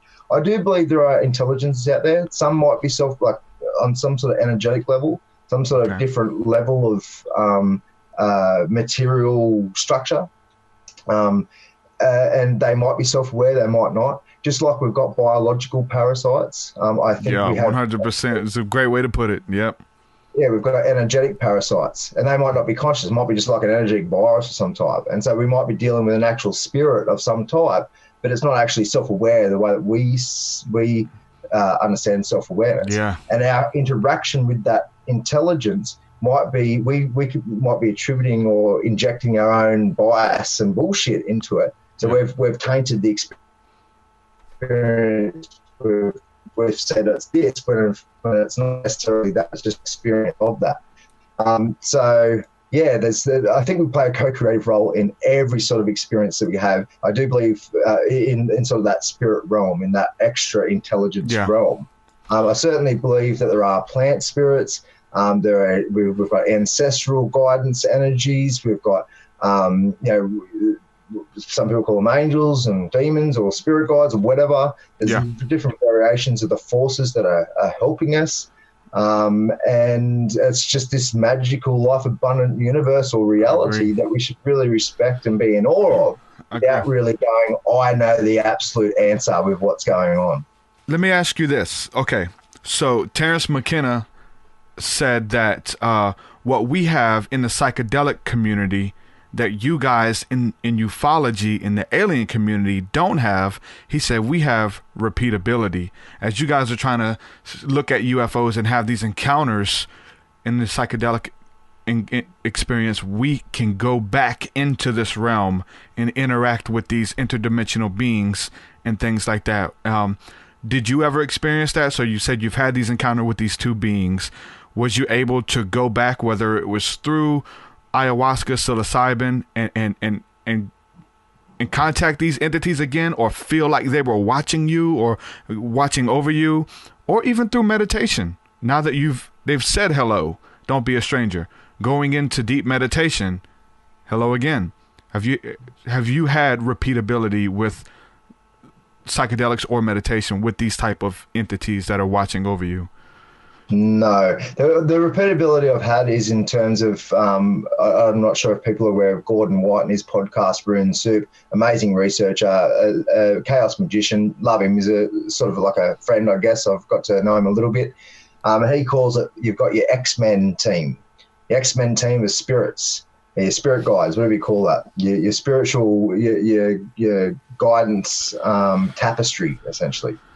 And I've seen that repeated to a certain degree, but it's always this co-participatory type process where I'm influencing it to a certain degree. It's like when people experience UFOs, nuts and bolts, UFOs in the skies, it's consistent that it's part of their consciousness somehow. They're able to sometimes move the UFOs, and there's even in a collective group, they're collectively, several people they're sharing a conscious experience with this particular UFO manifestation. So from my point of view, we've come a long way since Terence McKenna made that statement as well. So we've definitely come a long way in ufology as well. So. Yeah. And so, I think there's always a co-creation process of it. But no, I'm experiencing all this amazing different type of intelligence, which is a part of me on one level and not on another level. They might be self-aware. It might be me attributing sort of personality and traits or whatnot to it and experience in a particular way to be able to draw information out of it to help me. But you would say all of it has to do with your destiny, though, right? Each time you go in, each time you do the inward work, like it's all playing a part for your destiny?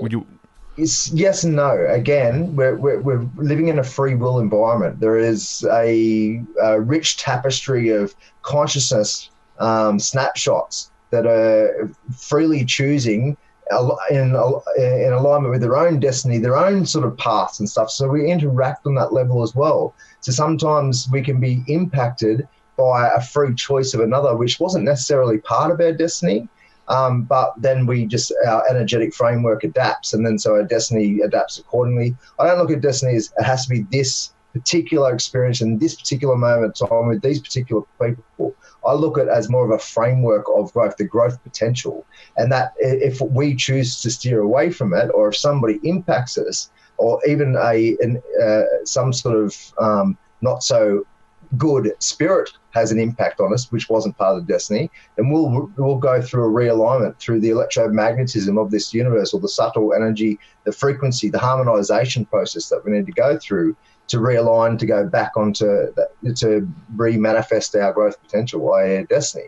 So yes and no. It's sort of like, there are experiences where, all right, well, come on, that was definitely what I needed. It was a bit challenging, it was a bit of an ego hit, whatever it is.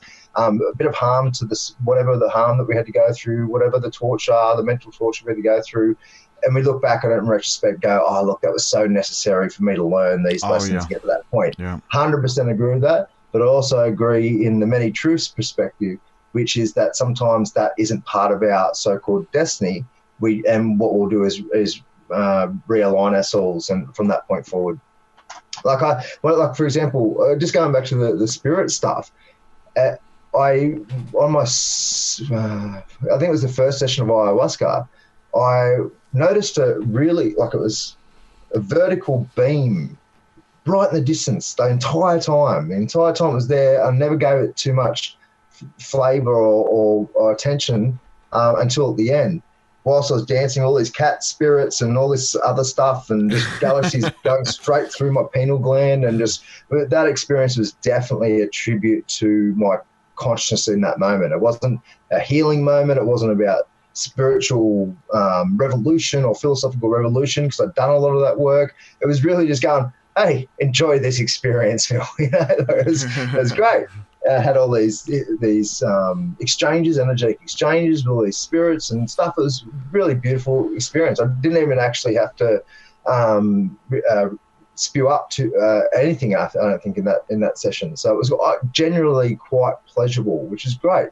But right at the end, this beam came sort of like closer and closer and closer as I was winding it down. And then next minute it was there, and I realised that it was a symbol for Mother Ayahuasca herself.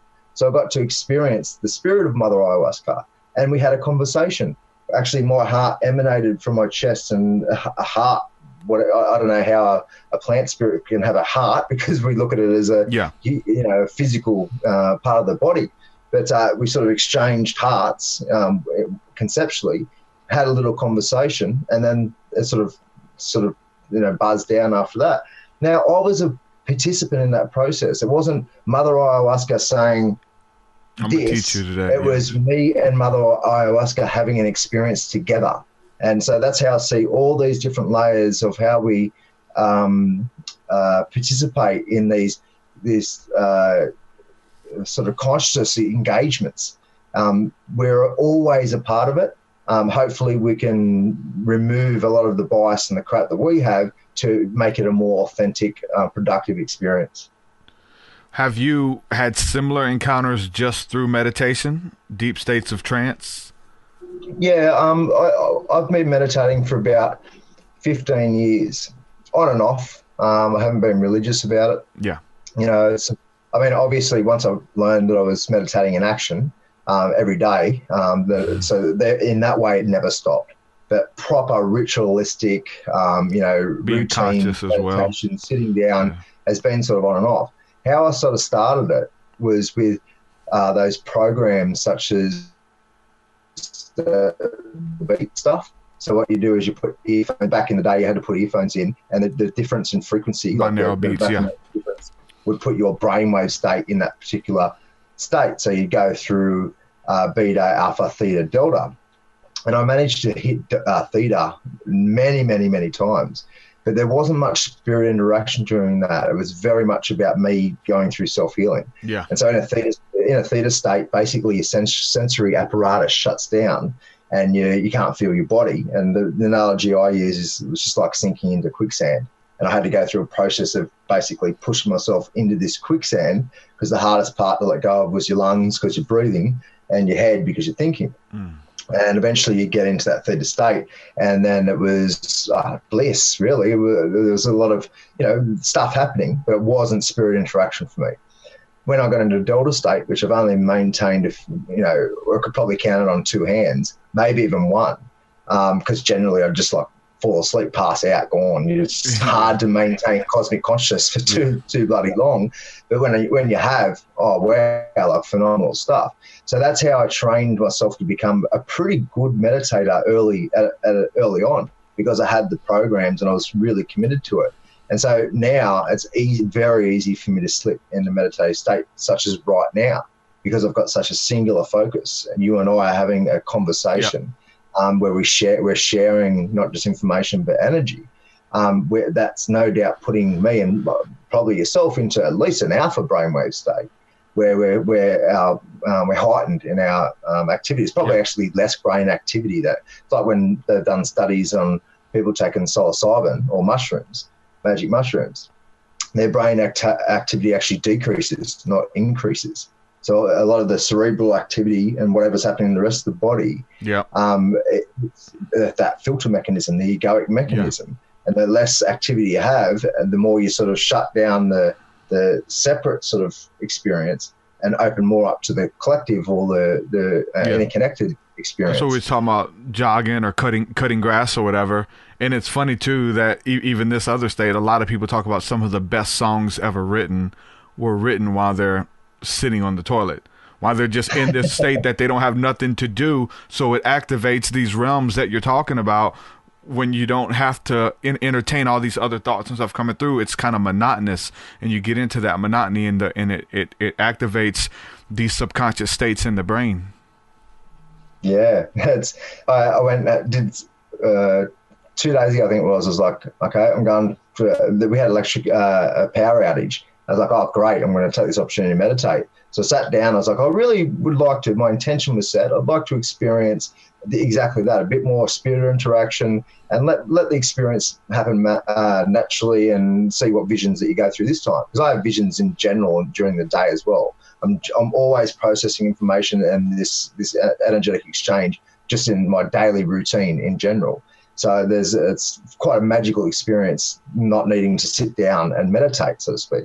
But this particular intention was set, but it didn't work out that way, did it? It was a very material, goal-focused download, essentially. It's like, you need to do this, Phil. This is your next step when it comes to what you're doing in your activism sort of process. Yeah. So, yeah, these sort of light bulb moments can come at any time, exactly. It's just, and as much as you want, it's great to have goals and set intentions, because that's what magic is. Magic is setting an intention to impact the outside world or even the inside world in a particular fashion. And if you align your conscious intention to your subconscious apparatus, which is way more powerful than the conscious mind, way more powerful. That's why we've got to go and redo and arrange our subconscious, because if we want to be more powerful manifestors in life, we need to align our conscious mind to our subconscious mind. And that means the conscious mind, the ego mind, is shifting it and shaping it in a way that's going to be conducive to be more of a powerful manifestor and to be more healed and all those things. But then on top of that, it needs to align to the blueprint as well. So if our sort of destiny is to not really in alignment with whatever, winning $1 million in lotto or something like that, then it's not going to really happen. Sometimes we can manifest our desires that isn't really in alignment with our sort of core force, but we still get it, but we don't get it. It's not the experience that we expected out of it. We might not enjoy it in a certain way. We might actually, it might be harmful to us in a certain way. So that's why it's always important to really try and align subconscious, and unconscious, or the blueprint. But yeah, the meditation, it's just like, so no, it's been very inconsistent. I've had all these different types of interactions. It's not just about, tapping into other spirits and intelligences. That's one level of it. One level is self-healing. One level is just about practical organisation, psychological organisation. Like I do recommend people to utilise the programs that are available. There's now ones that you don't actually have to wear earphones, so you can just put on your speakers and sit down and meditate, and it'll help to put you in deeper states. Yeah. And enjoy it the best you bloody can. It's a mystery, We're unraveling the mystery, man, and it's beautiful, man. Very similar experiences as well with this self initiation and having these encounters, and a lot of it is introspective about your life. Even when the spirits are involved, or the angels, whatever you want to call them, are involved, it's about your life journey, what you're supposed to do. Anyway, for me, and then I'm blown away after these type of encounters. My mind is blown. I write everything down, and I bring it to the drawing board, and it's an encouragement feeling that I get there by this benevolent presence that's encouraging me on my journey, and giving me the keys on how to do that. To what I'm doing right now came out of those encounters, those psychedelic encounters. This podcast, with everything that my music, all of it has come out of that, and it's been checked too. Like my encounters, it was like I was checked by these spirits. Like, hey, you're just throwing this information out there. You're talking openly about it. Are you sure you want to do that? Here's the consequences. Blah, blah, blah, blah, blah. Okay, I'm ready. They wanted to. It very interesting. And so that being said, I wasn't looking to do it again anytime soon, because I had a whole list of things that I knew was going to take me months to figure out, to implement into my life. I had a vision. When I came out of it, had all the ways on how to achieve it and to do it. And then my other friends come out, they're like, whoa, I'm ready to do this next week, and like, no, it's going to take me a lot longer. So there's that there for me, I guess, maybe when in the deep doses, but there's also a relationship at times to kind of microdose and that whole movement that's going on as well with psilocybin, and have that connection there with that relationship, which has been beautiful as well. Very introspective, and being open helps you to open up and kind of speak from the heart, and nothing psychedelics involved with the microdose, and it's been very beautiful. That's been my relationship with it, and it's been awesome, and it's been life-changing, man. We've gone over 2 hours. Is there anything that we didn't talk about that you want to touch on before we go? Oh, there's so much to talk about, Derek. I know. We've got a whole list here. There's so much stuff. Going for a while. Look, I'd just like to say, for starters, congratulations, Derek, for what you've done. I came across your podcast, I think, just by searching a particular concept or term that I wanted to learn about. Yeah.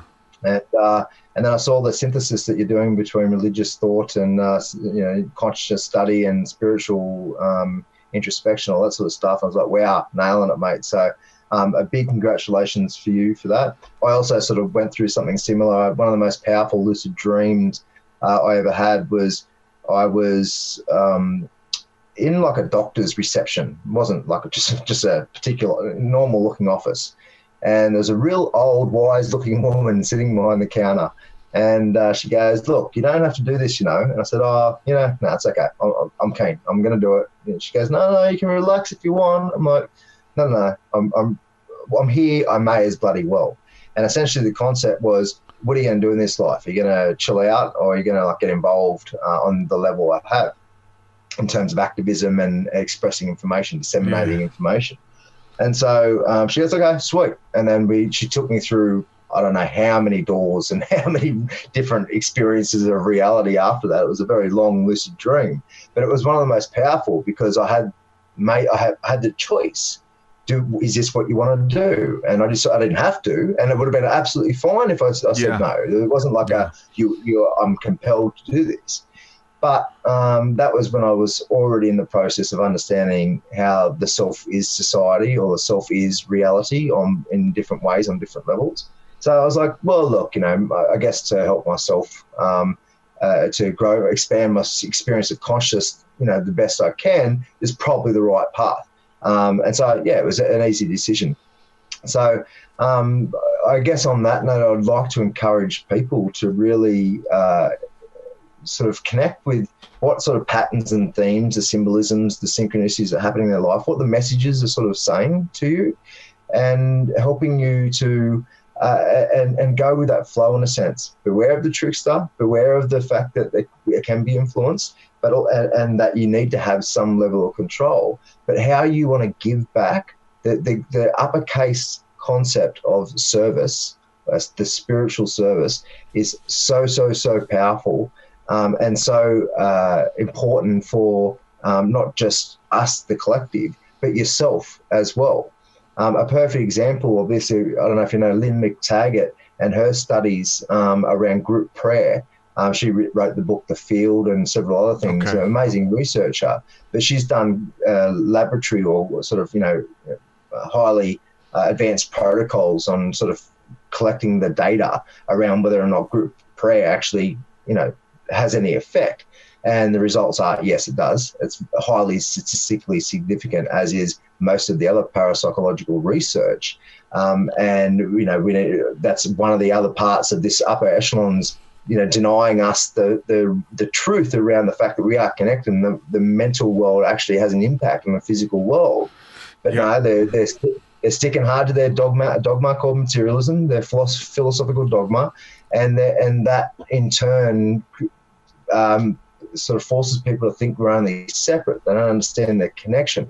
And so if we're separate, then we're not really harming ourselves if we harm others. If we harm the environment, we're not harming ourselves. If we're harming whoever, we're not harming ourselves. Once you understand the ego understands both I and we, why would you want to harm someone else? Because you're harming yourself, in effect, and that's how the law of attraction works. The real law of attraction isn't this secret, superficial crap. What the real law of attraction is, the natural magnetic response or informational response to particular behaviors. But it needs to be done, not just we need to consider, if we want to be a powerful manifestor in terms of how the law of attraction works, as I said before, we need to look at what's happening on the subconscious level as well as the core level, the unconscious level, the blueprint level, because we won't be able to attract what we want unless we're in alignment with those things. So it's not as simple as going, I wish for this. I need to work out what my subconscious and energetic desires are, and then I can say, I wish for this. And so you can help facilitate and make that manifestation process more efficient and more powerful, more effective to where we need to go. To really connect with yourself and your own needs, I sort of separate it as needs versus wants. Needs are so important. It's all good to desire and have our wants, but if we don't understand our true needs, then we're incoherent with ourselves. We need to have coherence and connect with what our needs are, and if we're smart enough, we'll align our wants to our needs and maybe shift our needs in a way that gets a little bit better for what we want. So we can manipulate the process in a way that's more, we can have experience more joyful and more, enjoyable experiences. But we still need to consider the fact of what our actual needs are. What part of those needs is to give back, in whatever way, whatever fashion it may be. You don't have to be a writer or an author or start a podcast or be a part of the independent media, or it could be just the way that you give back in your career. It might be, I did social work for 5 years or 6 years, and it was great to be able to give people who haven't really had much given to them, truly, like true information, true love, not just by society and family and whatnot, but by themselves as well. They've been trained to be self-abusive in general. So to be able to give love and respect to these people, even though, you can't condone particular behaviours, et cetera, they're still a divine being and they deserve that love and respect. There's many ways we can give back.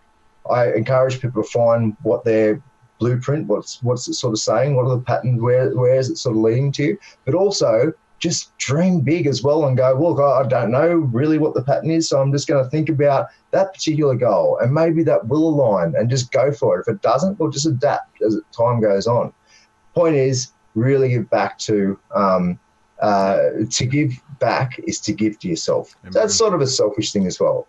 I'll just give a quick shout out to my website and that stuff as well. Yeah, definitely.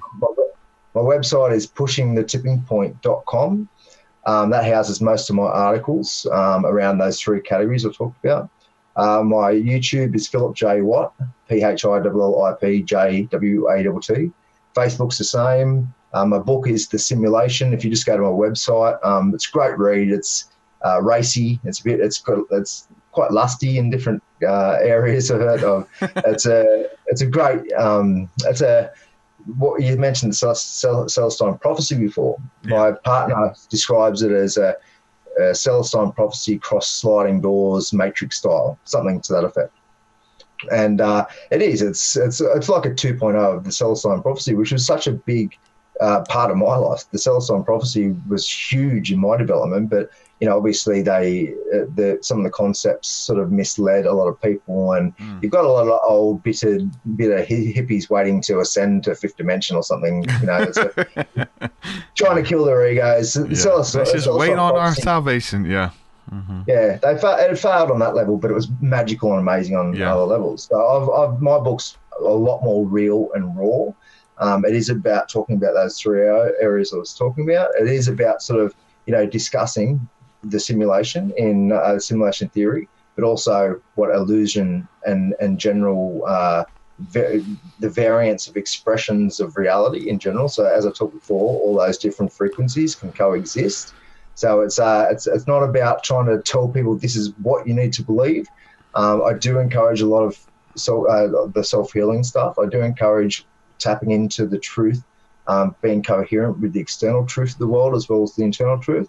I do encourage the sovereignty thing, really respecting the sovereignty of yourself and others. So there are some key core messages and principles that I've encoded into it.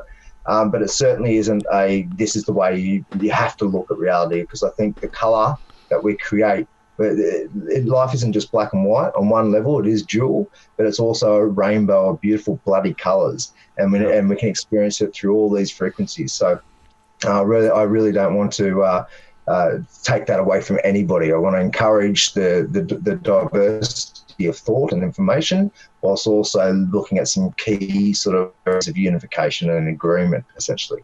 So that's the book. It's a fun, engaging read, but prepared. It's a bit racy, and there's a lot of swearing and stuff like that. I sort of wrote for inspiration. I think that's it, mate. I'll definitely put a link to it in the description of this video, and on my website as well. You guys can check out his work there, of all of his websites that'll be available. I want to say thank you again for coming on, brother. Thank you for reaching out to me. This was a really good interview. I enjoyed it thoroughly. Let's work together in the future, man. I'm open. My platform is open. If you want me to come on and do some stuff on your side, let's work together, man. I appreciate you coming on. I would love that, mate. I've been very, I've got a lot of respect for what you've been doing. So I would love to collaborate in the future, and we should definitely have an ongoing sort of discussion around this magical madness we call life. Thank you, brother. Let's do it. Awesome. Talk to you soon. Peace, mate. Peace. Phillip J. Watt. Great interview, guys. Great interview, man. So many questions. So many experiences, so many truths, so many similarities, synchronicities, beautiful. So we're talking about like how everyone is an expression of you, and do unto others as you want them to do unto you. And if you do it to someone, if you cheat on someone, if you steal from someone, that person is an expression of you. You're doing it unto yourself. In the scriptures, it takes it a little bit deeper. Jesus says, what you've done to the least of these, you've done unto me. If you lie to these little ones, if you deceive these little ones, if you cheat these little ones, you're doing it to me. So that takes it even to a whole nother level, man. It's everything is interconnected. People, feelings, and emotions, all of it's real, man. Someone had a question there. So they say, this is Mars Most, I believe it is, Arise. It says, where do you get these laws from? Where do these laws come from? I will say that when we talk about universal law now, so many holy books, like a lot of these principles are in and interwoven throughout a lot of holy books, whether it's the Bible, the Bhagavad Gita, the Quran, all types of work. And then people are kind of coming. The weird thing is that this stuff is in the universal law, is in these holy books, and people are coming to the same conclusions through spiritual practice without even diving into holy books, without having no idea that this stuff is written by the ancients who came before us. And they're writing books that mirror, almost like they're copying these same type of laws and things like that are mentioned of in the holy books about treating people equally, spirituality, things like that. There is universal law. A lot of it, like I said, is in those books. The 7 Hermetic Principles is a very good read as far as understanding the universal laws as well. The Bible talks about, it says, as long as we exist, there will always be seed time and harvest. That's a great law. I mean, that's and it's universal because it's for everything and for everyone. It's not just for one person. As my brother Danny puts here in the comment section, the rain falls upon the just and the unjust. That's so good. And it's for everyone. This stuff is applicable to everyone. It's not for Jew or Gentile or for Christian or non-Christian or whatever you are. This is for everybody. God will deal with everyone. All of these laws are applicable to everyone. Seed time and harvest, man, is a really good one. If you and you can study just seed time and harvest, about planting about sowing, about reaping.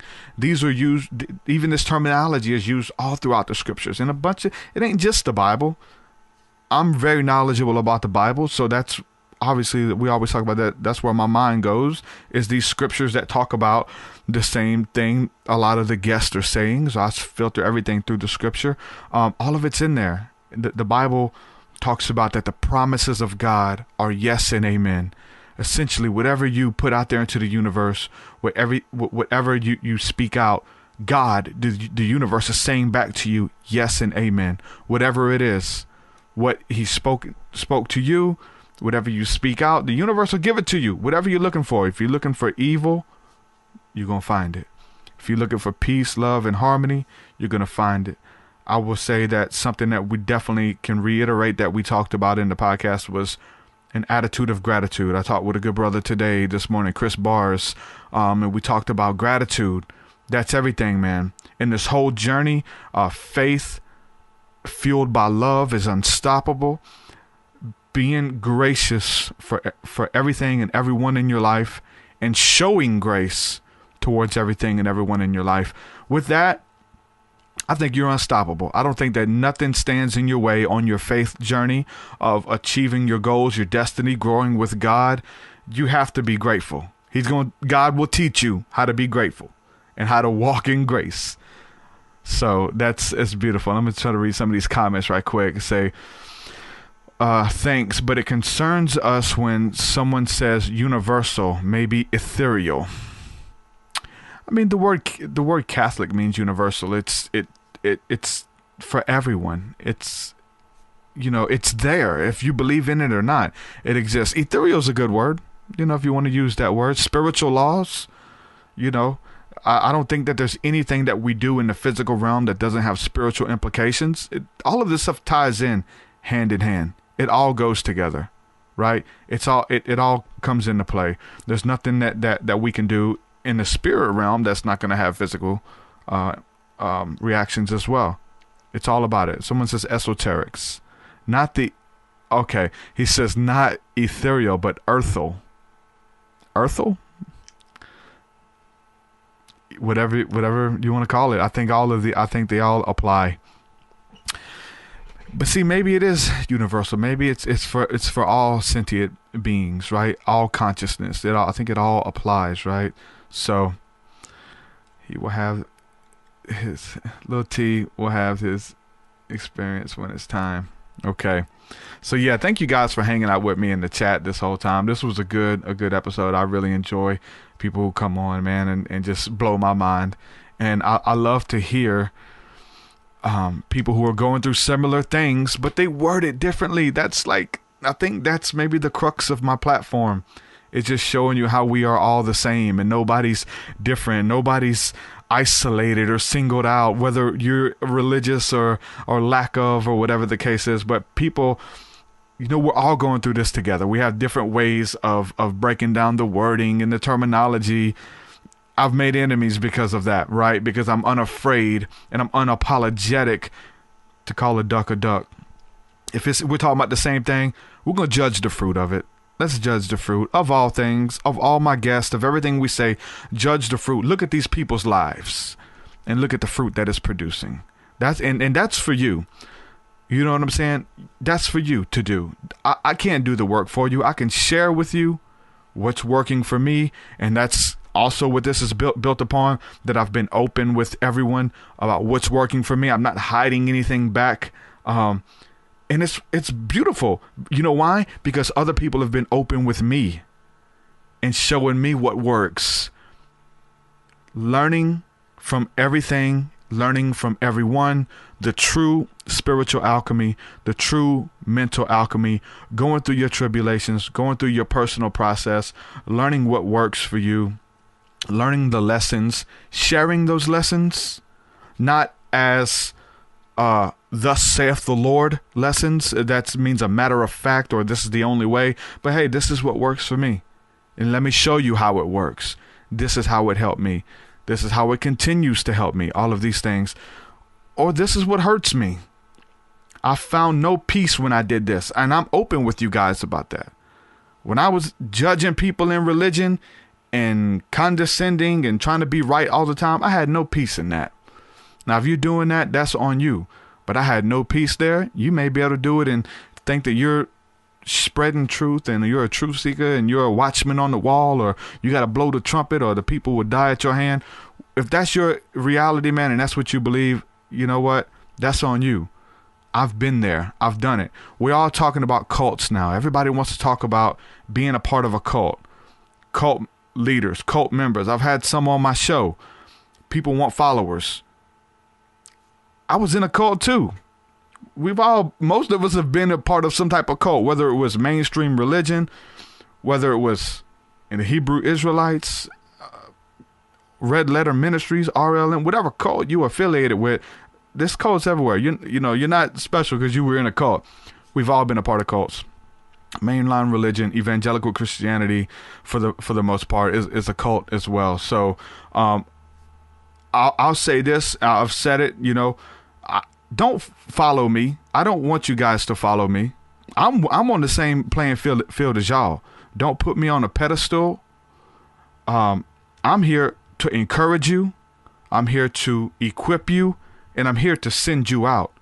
I don't want you to follow me like I'm some end-all, be-all guru. I don't want that.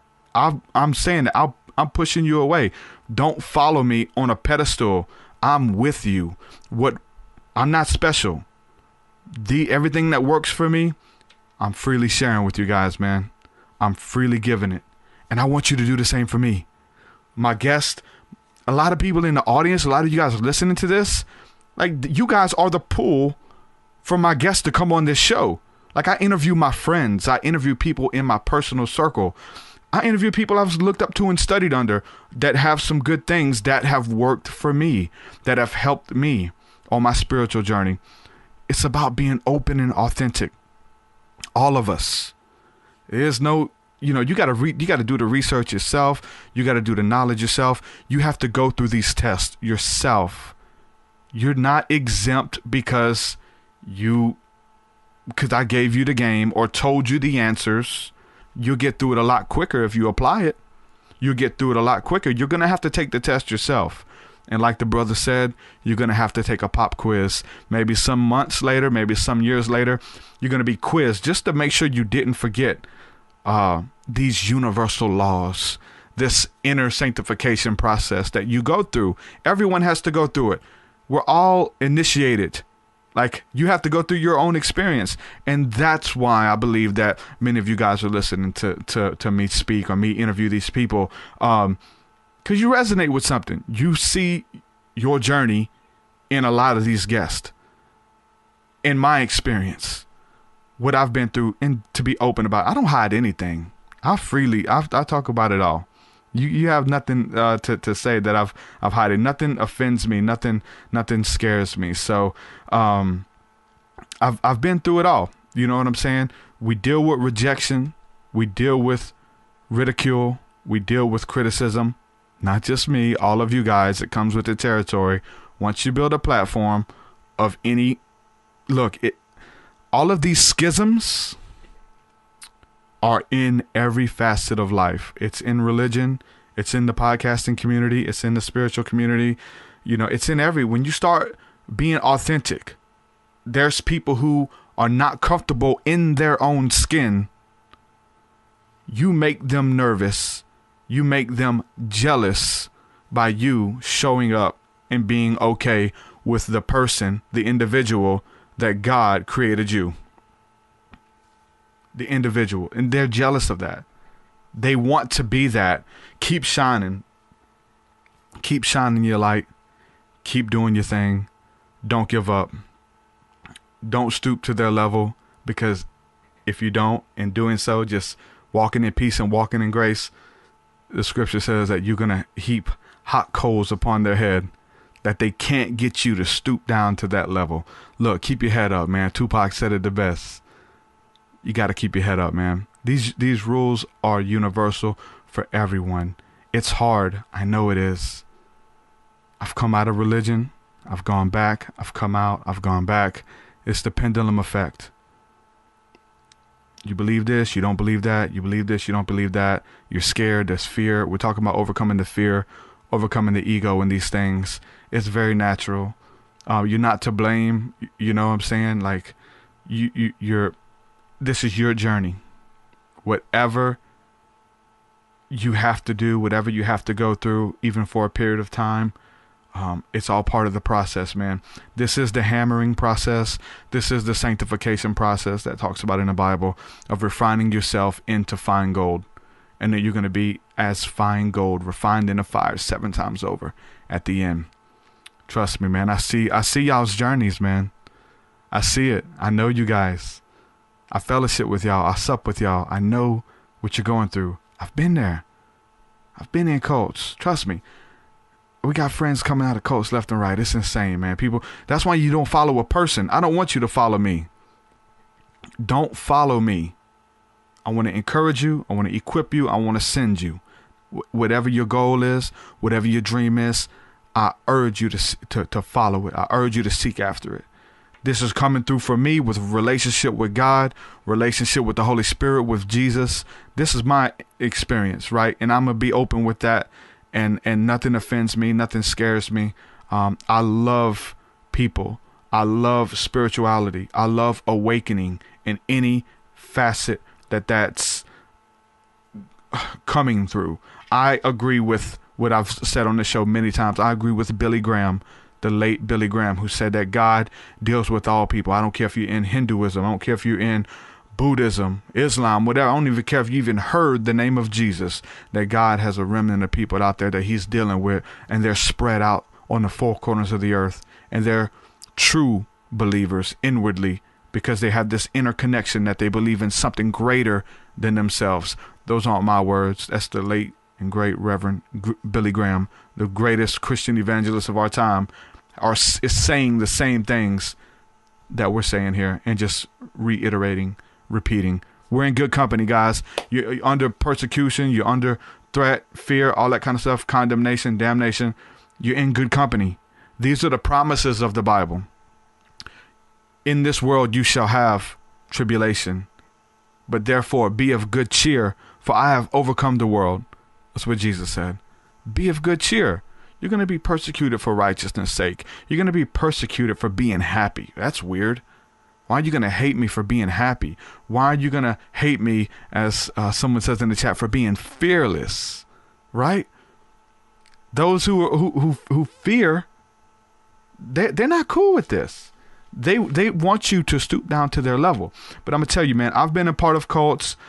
I'll give a quick example just because I had a sister who kind of reached out to me. Or we connected. She left a cult called RLM, Red Letter Ministries, and it was essentially a cult.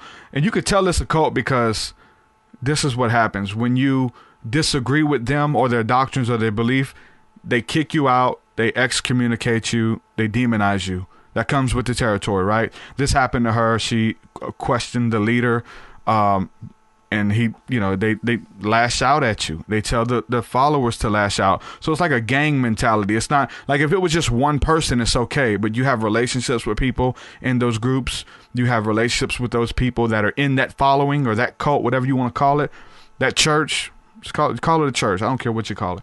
And then you have that fallout, or you question the authority, and they put the boot to you. Oh, you can't question. That's the man of God. And so they put the boot to you. They excommunicate you. And then they mock you. They ridicule you. And it was different if it was the pastor or just this one man ridiculing you. But they get everyone to do like the gang mentality. And now you feel like everyone's doing it, right? It makes you feel a certain type of way. It makes you feel like you're the one in the wrong if there's like a majority who looks down at you for questioning authority. Like it makes you they try to make you feel a certain type of way. But you need to question authority. You need to keep questioning your spirituality, your growth. Any leader, you got to question everybody. Question motives, question doctrine, question it all, man. And what is true is gonna play out in the end. I was a part of a cult called the Hebrew Israelites. I was a part of the Hebrew Israelites for some number of years. Funded them, paid for their leaders. I was really close to their leaders. I paid for them to fly in. Not just me, but I had a group of people here. We had our own church, and I was over the division down here. of Hebrew Israelites, and we would travel out to Atlanta, different places, and like I said, we'd fly them in here. We'd go downtown. We'd preach. We'd wear all white. You've probably seen some of these people online, but we'd go out and we'd preach on the corners years ago. And there was an experience where I went out to Atlanta, and they flew into Atlanta, and we got to meet them all, and was hanging with the top guys in that cult. And I looked up to those dudes, man. Them dudes taught me how to study the scriptures. They taught me how to break down the Bible, not just to read the Bible, but to actually break it down with scriptures and context, and line upon line, precept upon precept. They taught me that. I didn't learn that in church. I learned how to read the Bible in church. They taught me how to study the Bible and break it down and quote it. So I went through that with those guys. And in Atlanta, there was some new people there who was a part of it. They were like out of New Jersey. I'm in Alabama.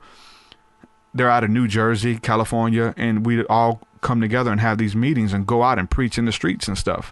So I met this guy, and while we were out there speaking, they let me speak a little bit, and there was one guy who read for me, and me and him got really close while we were down there, man. I really identified with him. He liked music a lot, so me and this guy got really close.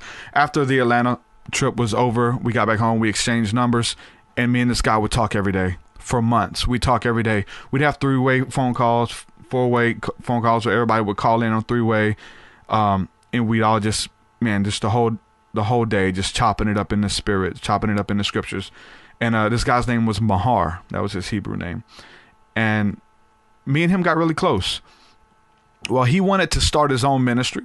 He wanted to go out in New Jersey into the ghettos, into the hood, and he wanted to do what the leaders were doing. He wanted to preach out in the streets and teach openly, things like that.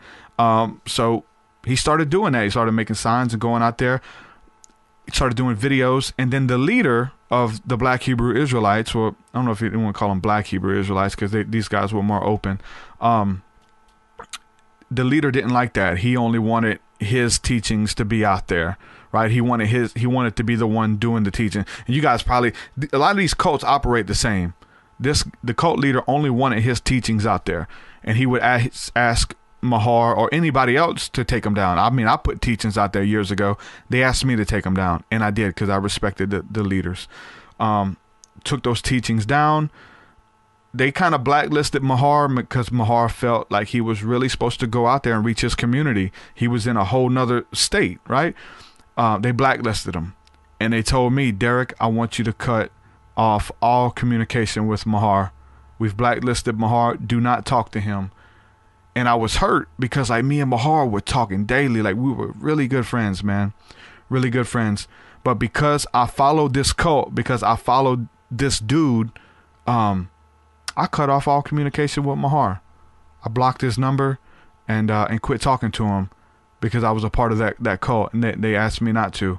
And then everybody, not just me, but everyone else blocked Mahar. Everybody else stayed away from Mahar. And anybody else who questioned the leader or wanted to kind of do your own thing within what they were doing, not like out of it, but within it. And that's how these cults are, man. They're jealous for membership. They're jealous for supporters. They want to be the master teacher. You'll see a lot of these cults now, they even call themselves that. They call themselves the master teacher. And it's some dude who's dropping knowledge off of YouTube videos he's been watching for years. Calls them the master. There's a bunch of those people out there. I've been involved with many cults. I haven't been in the inner workings of a lot of them, but I have seen, even when I left the Black Hebrew Israelites, right? When I left that cult, I watched the Jim Jones documentary, Jonestown. Somebody says it's all about the money. Yep, a lot of times it is. I watched the Jonestown documentary.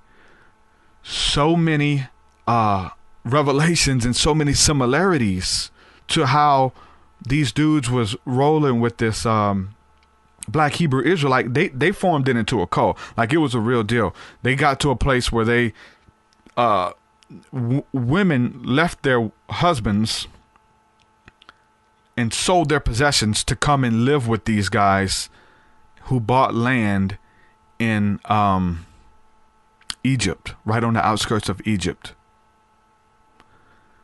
And they were trying to get people to do that. They would say, bring your wives, bring your children, sell all your possessions and follow us like they did in the Bible.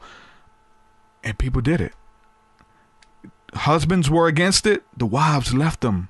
This is the type of pull that these dudes had spiritually, that wives left their husbands to go be with this cult. I got weirded out. It was too weird. It was too much for me. That's when I left. I said, y'all, I'm not leaving my family, selling my house, and to come live with you guys in a commune. Then I watched Jonestown and seen all the similarities from the garments they were wearing, all white, and head garments, and the way that cult leaders welcome you in, to a lot of the tactical things they would do to scare people. They always use fear, and they scare you, and a lot of the same things that Jim Jones said this cult was talking about as well, the Black Hebrew Israelites, like word for word. And then it goes even deeper. I get out of all that stuff. I move on. I get into spirituality. I find a spiritual cult. The Nuwabians. So the Nuwabians have fallen apart by the time I got into this. But LCOB, the Lost Children of Babylon, they were part of the Nuwabians, the Nuwabic nation. They had their own pyramid outside of Atlanta. They all wore white, and it was very much the same as these other cults. The leaders are saying the other things. They're trying to get the followers. Man, all of these cults mirror one another, man. With all that being said, look, don't follow man. Don't follow another human. Jesus came to show you that you can connect with God. He came to bridge the gap. That Jesus took the power from the Pope. Jesus took the power from the priest. He is made a high priest after the order of Melchizedek, where now you can go straight to God, your Father. God, Holy Spirit, your mother.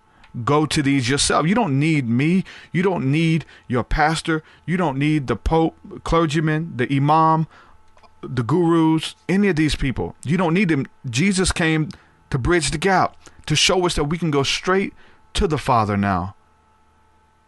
He was the one mediator between God and man. And through that, through understanding that, through breaking that down and understanding it and knowing it for yourself, it says we can approach the throne of grace boldly.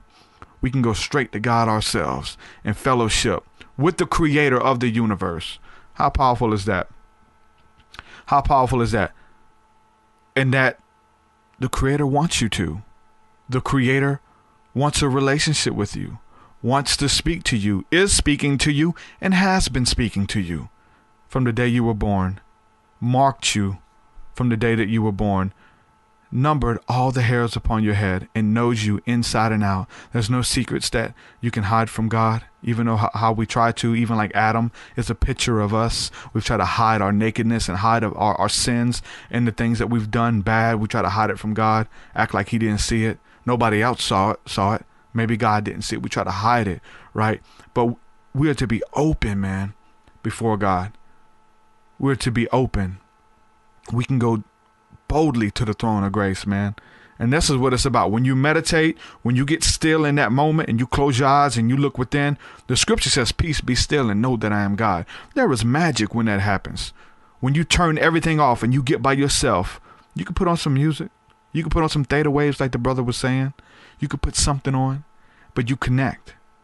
You just let go of the cares of the world, the cares of the day. You meditate, you get in that spirit. You ask for God to reveal himself to you. Holy Spirit, lead me into all truth. And it happens. You breathe in the very essence of who you are. The Holy Spirit, when you breathe, the pranayama that moves through your body, you connect with that oneness. Look. That's where the power is. You need nothing that they're selling you.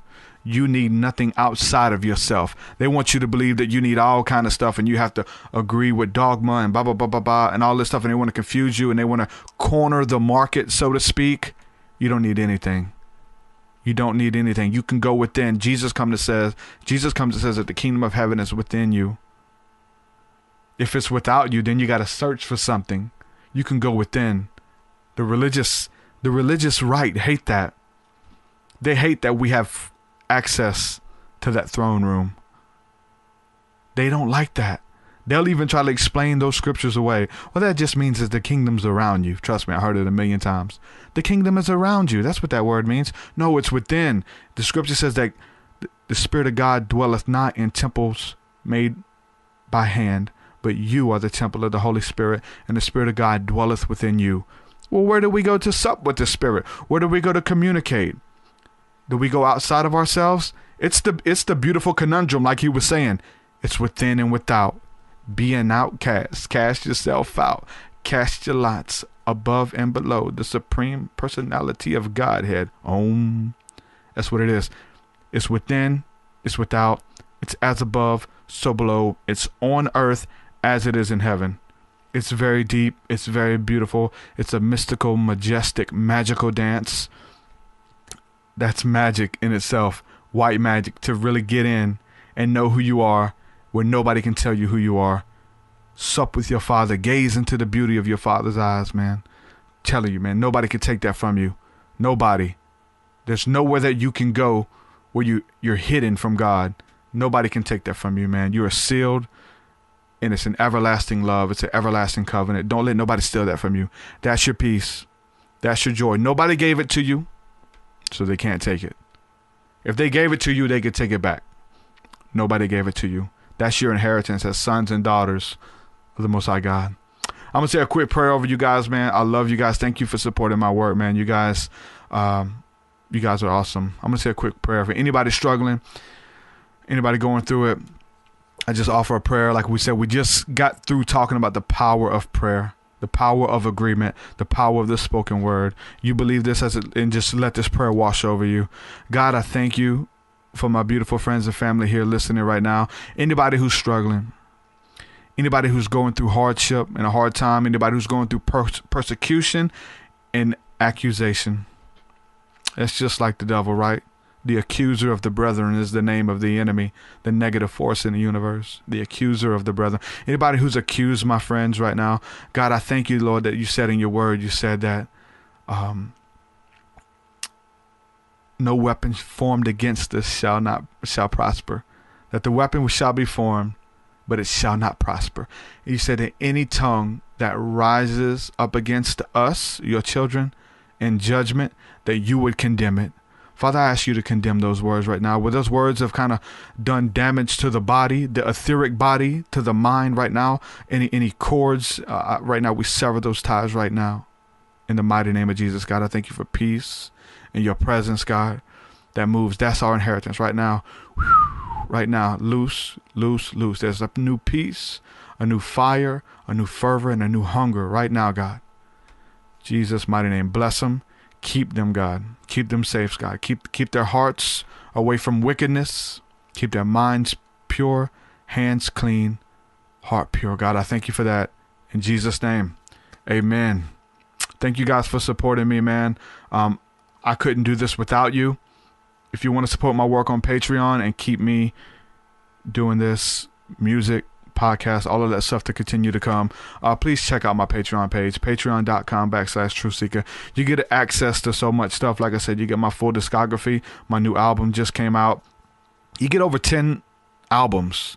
You know what I'm saying? So you get exclusive interviews, exclusive podcast, and you get exclusive access to the Thursday nights at 7 p.m. Central, School of the Mystics. That's where it's at. School of the Mystics is amazing. I'm having so much fun meeting with you guys on Thursday nights, coming into our destiny, learning how to follow the voice of the Holy Spirit, learning about our inner ear, inner intuition, moving in the prophetic. This is beautiful. Thursday nights, man. I want you guys to meet me over there. You get all that for supporting my work. Anyway, just $1 a month, man. Thank you guys for doing that. I really appreciate it. It means the world. With that, I'm going to say shalom and God bless. Adam, what's up? Adam Starseed Bay. He says, I love the School of the Mystics. Me too, bro. Shout out to Adam. You guys comment so I can just, everybody listening comment so I can give you guys quick shouts out. Chris Bars, which I'm going to see Thursday. My brother, Danny Guerrero. Brother, I love you, man. I want to connect with you soon. Christy Folks, huge supporter. You guys, thank you guys, man. Adam Starseed Bay. Dorith Rodriguez. yeah. Christina, Samantha, you guys comment. I'm gonna give you a shout out. I've seen a bunch of names this whole time, but it's kind of hard to remember them all and stay in the spirit of the conversation. Ruach Kodesh, shalom, brothers and sisters. That's the brother watching. Ruach. So yeah, thank you guys for supporting my work. It means the world. I got podcasts lined up all week, so I'll be back tomorrow doing this. God's moving. The Spirit is birthing some things within us, man.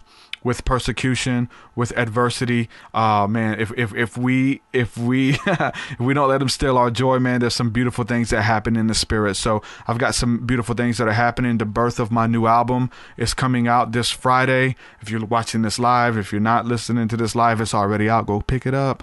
But man, this album's coming out. It's phenomenal. I'm excited about that. I'm getting some information on how to formulate some of these teachings that I have in a multimedia format. Where so all of this stuff we've been questioning, we've been talking about, I'm going to be doing some videos on that. So it's going to be good. So trust me, I'm going to show you why I believe what I believe. Well, we talk about this stuff in conversation format, like I said, but I really do love to get into kind of breaking down the scriptures and the belief systems and some of the other holy books and things like that. And just experience, man, that why I believe what I believe and how all things work together for the good of those who love Him, man. So we're going to be getting into that really soon. I'm blessed, not stressed. I love you guys. What's up, Thomas Olson? Blessings. Thank you for the support too. With that, shalom, shalom, peace. I love you guys. Your way so much higher than mine, so much higher than mine, so much deeper than mine, so much deeper than mine. Well, that does it for this episode, folks. To hear more episodes of the TruthSeekah podcast, head over to TruthSeekah.com. And if you're wanting to support the show and get rewards, go to our Patreon page at patreon.com/TruthSeekah.